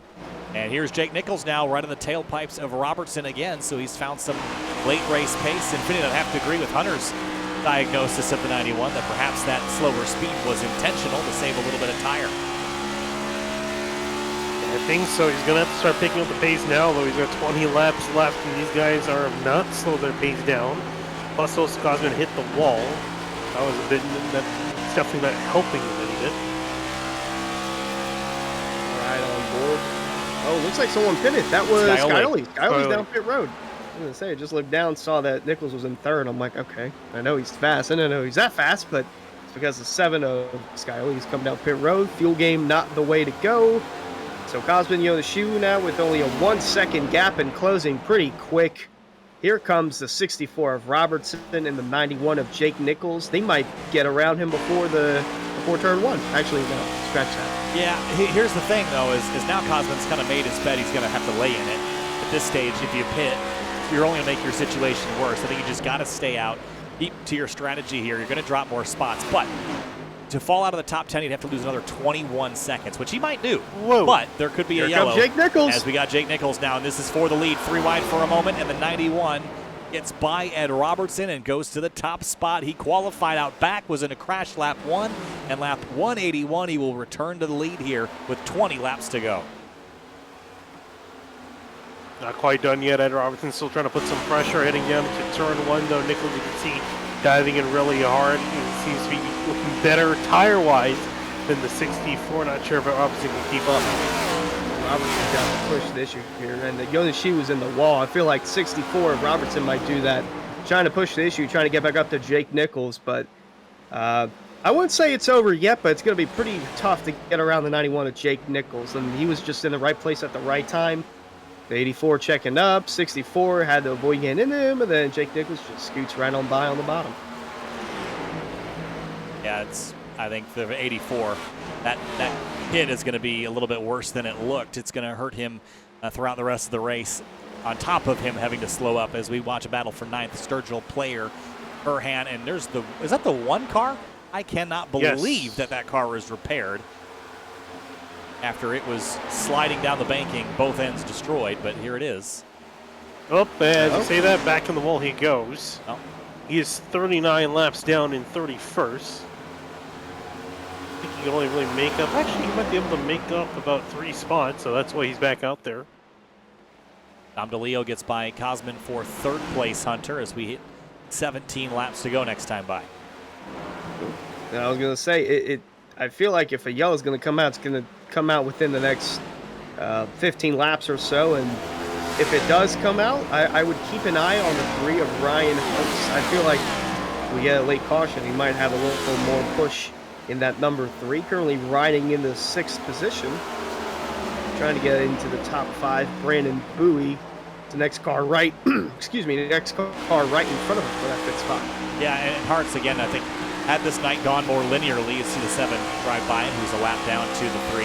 Had the night gone more linear, I think Hartz would have been more in the picture here, even more than he already is. He's had great pace, and I think in a vacuum would have been one of the ones to beat tonight. But again, the non-linearity of this race, the different strategies, the awkward yellow placements, and the lack of yellows, especially in the second half of the race, has really put Ryan in a spot where he was just going to finish 6th all the time. It's frustrating for him, given he's been one of the fastest cars out there tonight, but I don't think a 6 is all that bad.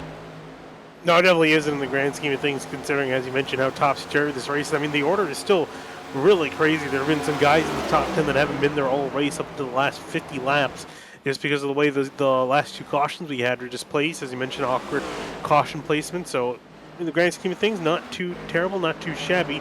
Still has a top 5 lined up if they can catch Yoda Shiwu before it's all over, but Nichols driving away from Ed Robinson. So now we got 15 laps to go. 1 second gap separating the 91 of Nichols from the 64 of Robertson. Got to give a big shout out to DeLeo in the 22, running in the 3rd spot. He's really had great pace in the second half of this race, started 20th and is up in the podium position. And who knows, maybe we'll be able to talk to him after the race. He finishes 3rd. DeLeo is having the run of his season tonight. His best finish was a 7th at Chicagoland, then 2 9ths at Gateway in Iowa. But other than that, no other top 10s. This would be his first top 5. Weishart in the wall back there. Of the season, as you mentioned, Weishart getting in the fence. Weishart down in 18th place. This night has gone pretty south after running up front early in this race, Finian. Yeah, absolutely. And Eric, back with us. Any more word, any more info?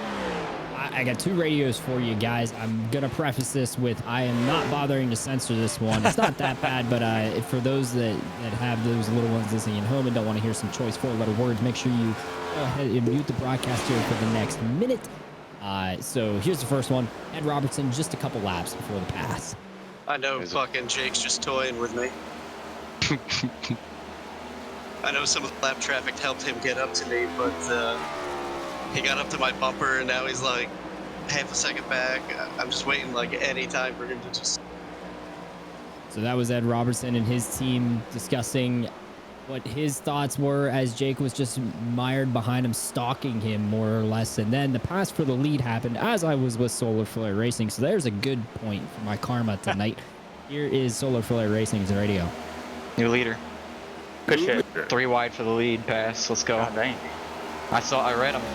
Knew he'd try to pass Cosmo at the wrong time, so I went for it. How many laps you got? 20. New leader. So Jake just did the classic line him up and fly by him as he saw that Ed was going to get caught up behind Cosman, and it happened. He went bottom of 3 wide as we saw.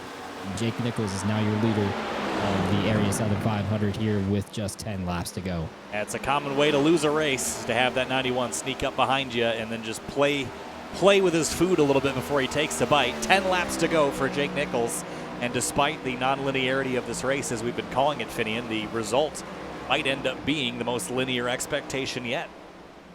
Yeah, we honestly thought that. I think we thought that the 91 would get near the front of the pack before it was all said and done. I don't think we would see him drive his way all the way up to the top of the order and start to drive away from it. Again, this race is still got some time left. We've seen quite a few incidents, quite a few wrecks, not a whole lot of cautions. Still might change though in these last few laps, and oh boy, will that really upset things. I still feel like it's bound to happen at some point. It seems like we've been going so good without having an incident, and look at that. We're close to it. We're close to it. It's just, the little things like that, it just seems like something's bound to go wrong. I mean, we had 5, 6, 7 billion crashes down the backstretch, but no caution. Yeah, I just feel like it's inevitable to caution. James Scarlett trying to nab a top 10 out of this late race pit stop. By the way, Cosman still has not made a pit stop. He's run 6th right now as Scarlett works his way back into 11th. If he could get a top 10 out of this, that would be a pretty good recovery for a wrong strategy, I'd say, Finian. So he's going to keep charging forward. Cosman continues to run off the pace. He will likely drop down into at least 8th or 9th place, but hitting the wall, he's going to drop further than that. Yeah, I think he's going to get past McCurran. I don't think it's going to be much of a choice. I mean, he's on, what, how old are his tires? 74 laps. Yeah. So he's been out there for a really long time. So you see the 24 work his way on by. JT Poole now next one, who's got Cosman lined up on the chopping block. Wait, I think he should settle in the 8th. I don't think Bell can catch him at the moment. There seems to be nothing like that. Right on board with Poole in the 32. Yeah, a solid night tonight. Nothing too bad yet. Say yet because something can happen here between he and Jonas Shiwu. Just scoots right on by the 84. He's gone. 6 laps to go, and the 84 clutches back in into turn 3, still saving fuel. He's going to have to all the way to the end.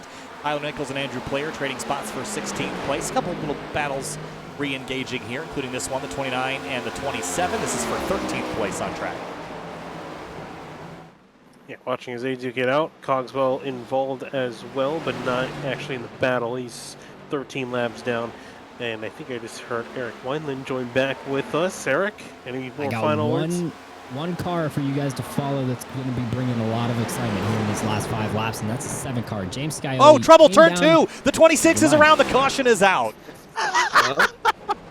What did I say? And Caution just like that. I do not script this stuff for you guys. That's hilarious. That's all night long consistently. This changes everything. Like I said, it's just the little things that could go wrong. We'll see here in our sim rep market replay. I said it was bound to happen. I didn't even believe you, Hunter, but here it is.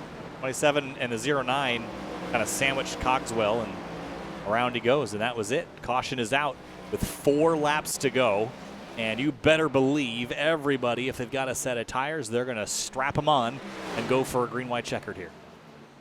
Oh, and actually, I was just looking at that. Jake Nichols almost got involved in that incident. He ended up clipping the wall in turn 1 to try to avoid. He hit the brakes really hard, hit the wall. Don't think it's going to be too much damage, but interesting note there. Remember, Finian, that car already had 1 minute and 10 seconds of damage that he fixed earlier in the race. And? So it's nothing really different for the 91, but he's going to come down to me here. No. He juked you. I don't know if Brandon Bowie. Bowie's a taker. Hearts is a taker. Here you go. Eric, going your way.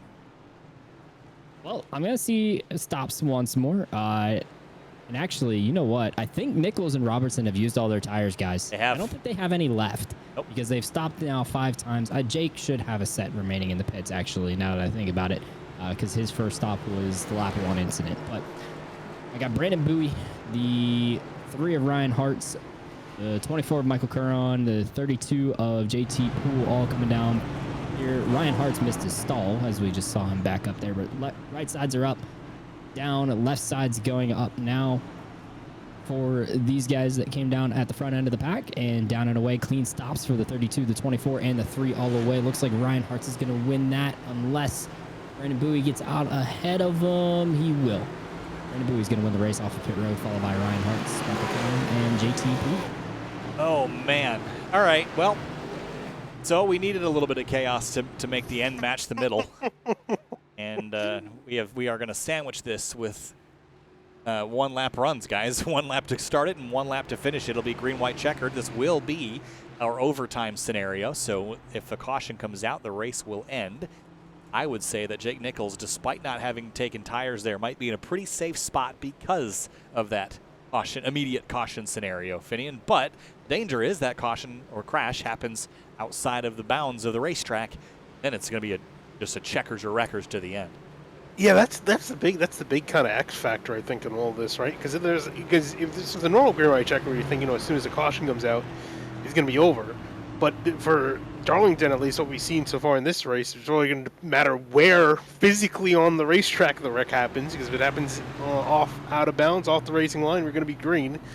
And in that case, I would say the guys who pit, looking at Brandon Bowie, Ryan Hartz, Michael Curran, JT Poole, everyone 5th on back, they're sitting kind of pretty because they have the fresh tires. At the wreck, again, if the wreck happens low off of line, they have a chance to charge back. It's going to be tough, but possible. Yeah, I feel like now looking at it, that whoever's going to be on the outside line, it feels like Jake Nichols is going to be restarting on that outside line if he chooses that lane. Whoever's going to be on the outside line is going to have the better chance at trying to win, especially with the newer tires. But who knows? We've seen it before. You select older tires, or you elect to stay out on older tires, and it doesn't work out on the long run. But we only got 2 laps here. So this might be a pretty good situation to be in if you're Nichols or Robertson. Oh boy, this is not one of those races that I would want to be in the field right now, making my decisions and having to stick with them. I'd rather be up here talking about it. Jake Nichols has already won 3 races this season and is currently the points leader. And Scioli, who will restart down in 12th, has a win. So does Travis Beckner. So does Ricky Springer, who is out of the race. But there is a lot of people up front, Ed Robertson, Jacob Bell, Dom DeLeo, Bowie, and Hartz, that would absolutely love to snag a win, their first of the season, and for some, first of their careers. Yeah, we'll see who's got what it takes here. It's going to be the final restart of the race. I would like to say Jake Nichols has an easy shot at this win, but I definitely don't think so. He's going to have to earn it. It's going to be chaotic. I can bet one thing, it's definitely going to be chaotic. That's a pretty safe bet. I'd say so. Hey guys, remember we beginning of the race said take an hour and 37 minutes. Well, we have 1 minute and 37 seconds remaining once we hit the green button here in just a moment. 2 laps left, just over 2.5 miles here at Darlington. The Buttkicker Southern 500 is down to the last Butt-kicking Southern. Oh, there they go! The crash on the start, and immediately the caution is out, and it's over before it starts. Wow. I think that was pretty fitting for the rest of this race. I think that was pretty on point. Well, I was actually going to say, I forgot, I was going to mention that the guys up front were starting on old tires, and there's a chance someone would spin it. And it looked like Ed Robertson spun it. Jacob Bell was all over his bumper. I think Dom DeLeo got clipped in that from the 64. Yeah, nope, 77. Jake hit him too. Yeah. Well, that didn't go very well. And immediately, right in front of Ryan Hartz, nowhere to go. See, well, I said like 15 seconds before this was going to be chaotic. Watch this flag insta change here from green, and there's the yellow by the time the last car gets to the stripe. Boom! Caution right back out on the Simrat Market replay here, and the field is now waiting for the pace car to bring everybody around for the inevitable final lap of the race. Right? Yeah, pace car's taking a sweet time to come back. Is that Eric Weiland driving the pace car? Eric, where are you? Well, if I were driving the pace car, I've done a masterful job of saving fuel tonight because I've been out quite a few times tonight. But no, that is not me driving the pace car. I was listening to the 23 radio ready for that restart, and he's pretty disappointed. He didn't even get a chance. use those fresh tires on that restart because they spun the tires and decided to all wreck. And now I can 100% tell you that the scoring finish is going to be weird because that spin the tires was at the front of the field. So, yep. Brandon Bowie not terribly pleased, more so disappointed dad type of vibe for the 23 as he doesn't even get a chance to use those fresh tires he saved to go for a race win. Jake Nichols is going to walk out a winner. 4th time this season, and this one, it was already about to happen before that late race yellow, guys, so you can't say he didn't earn this one. Strategy played out in his favor, but this is one of those reasons where you get a late race yellow and you're out front. There's just one additional reason not to hit pit lane. If we had 2, 3, 4 green, white checkers, sure, come on down, get your tires. You know you're going to get another chance at it, but with only one shot at it, this was a pretty safe bet to stay out front and just try to capitalize on everyone else getting Nancy there on that last restart.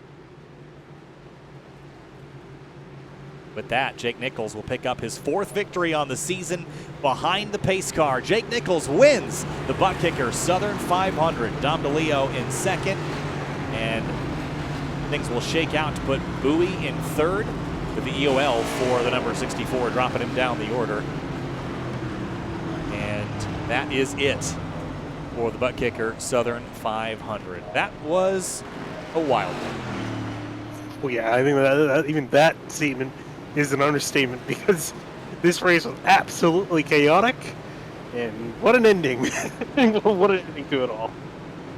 Yeah, what an ending indeed. What a race. I mean, man, there was so much good racing throughout the field. A lot of wrecking, not a lot of cautions. A lot more than we could have had, but nonetheless, it was exciting up until the very end. And Nichols will come back around and celebrate here. While he gets his way over to the start-finish line, here's a look at your race results. Top of the board, Jake Nichols, Dom DeLeo, Brandon Bowie, Bell, and some adjustments to be made here to the rest of the order. But Nichols is the only sure thing, and a whole bunch of rounds fitting in, this one included. 4th win on the season in 7 events so far.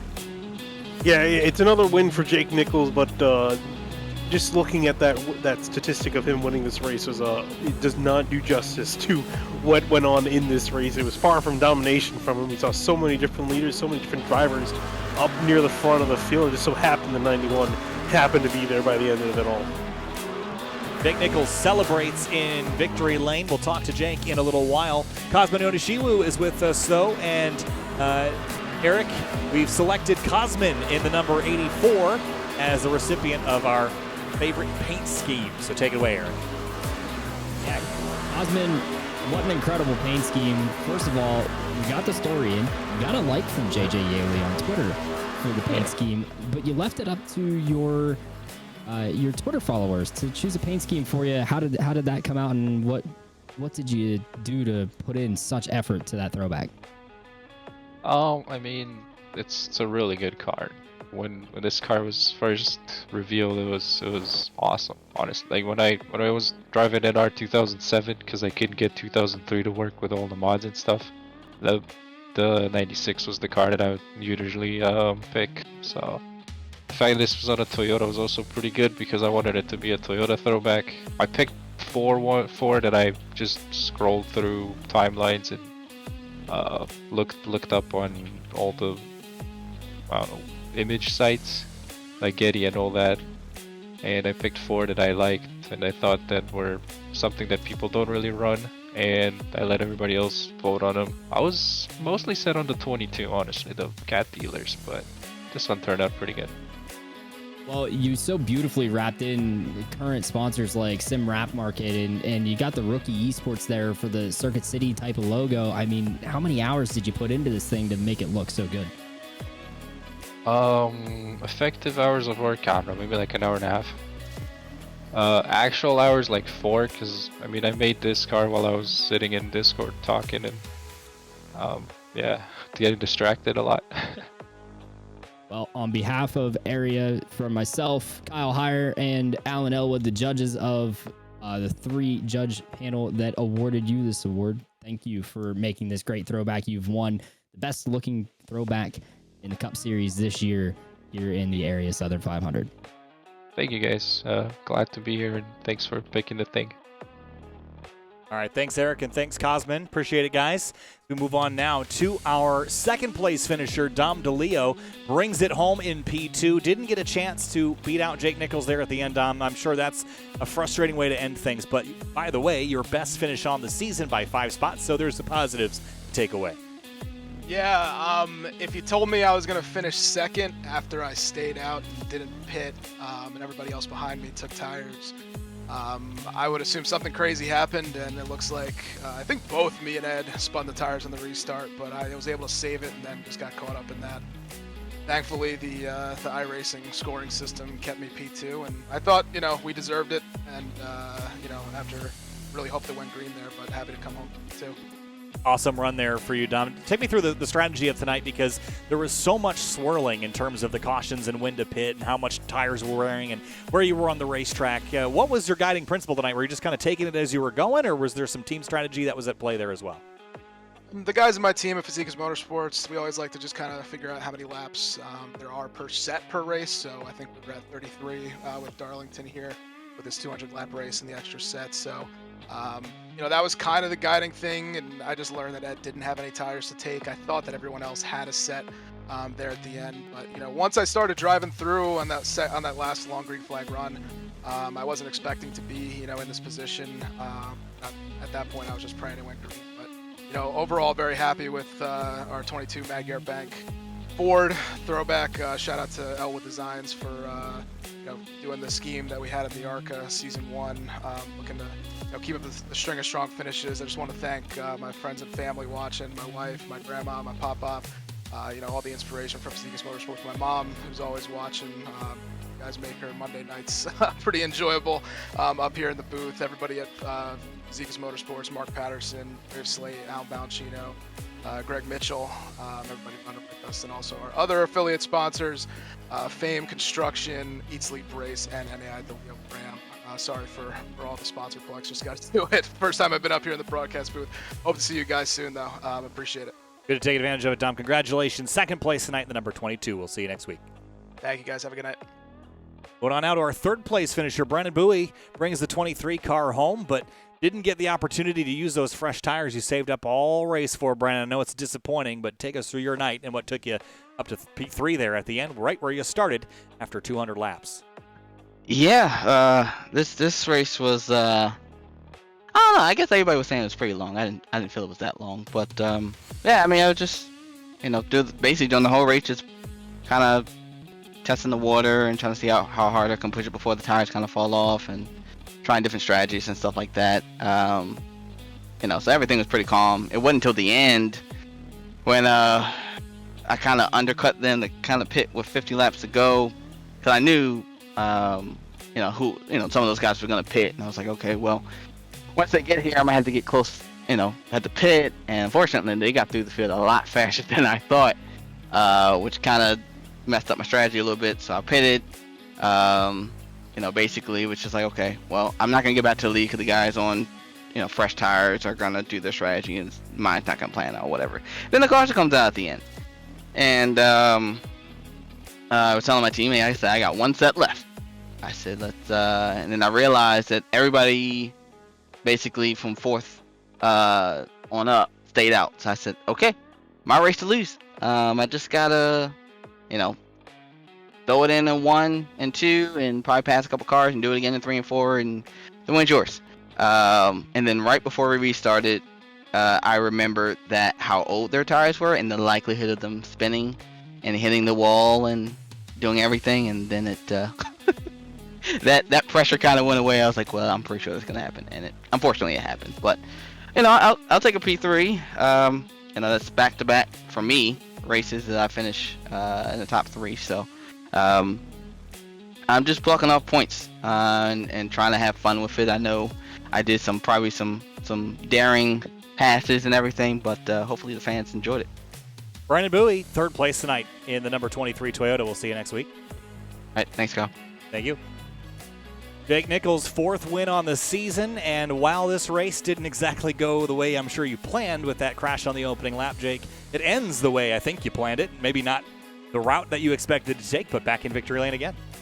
Man, that was something.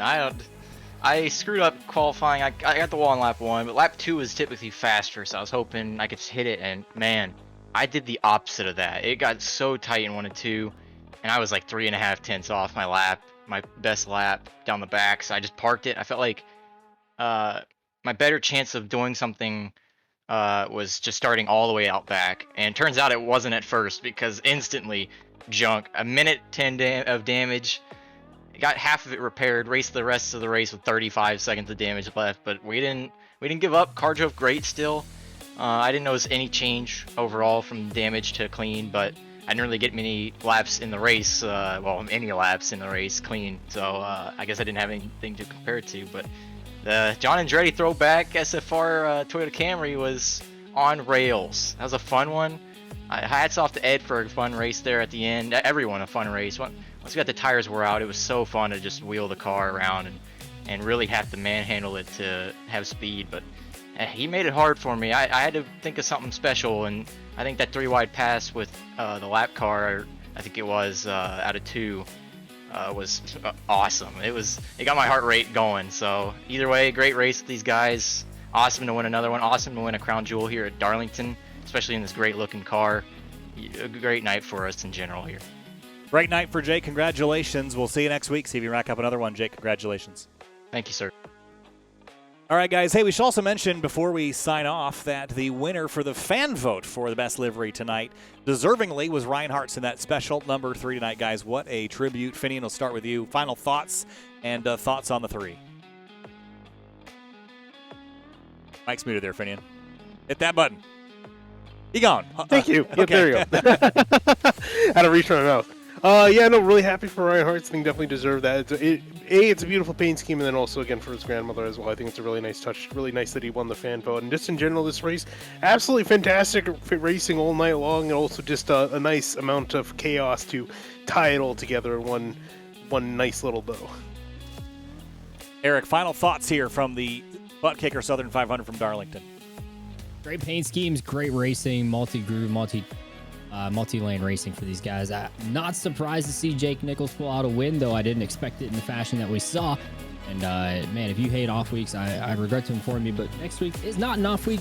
You go All-Star Racing next week, so got the All-Star event to look forward to. Then Bristol and Charlotte before Christmas break. Awesome stuff coming up, Hunter. Final thoughts on Darlington before we sign off and head to the All-Star race next week. Well, Eric kind of took the words out of my mouth. I didn't expect Jake Nichols to win in the fashion that he did, but after that first lap bracket, I kind of thought back to Kyle Busch at Bristol in 2019 and how he almost had a shot at winning. But Jake Nichols got the job done in a very chaotic race from Darlington. I have to say the racing was pretty good tonight. I don't know why people were saying they were having an issue with passing. Seemed like they could pass a lot, especially with half the field wrecking below the racetrack and no yellow coming out. But it was a pretty exciting race to say the least. And can't wait to do this again tomorrow night for the Truck Series and Thursday night for the Lodge Box Series. Full week of racing coming up from Darlington, and we'll see you tomorrow night with the trucks and Thursday for Lodge Box. Kyle Heyer, Hunter Slempy, Finney DeCuna, and Eric Wineland bringing you the action. We'll see you there. Thanks so much.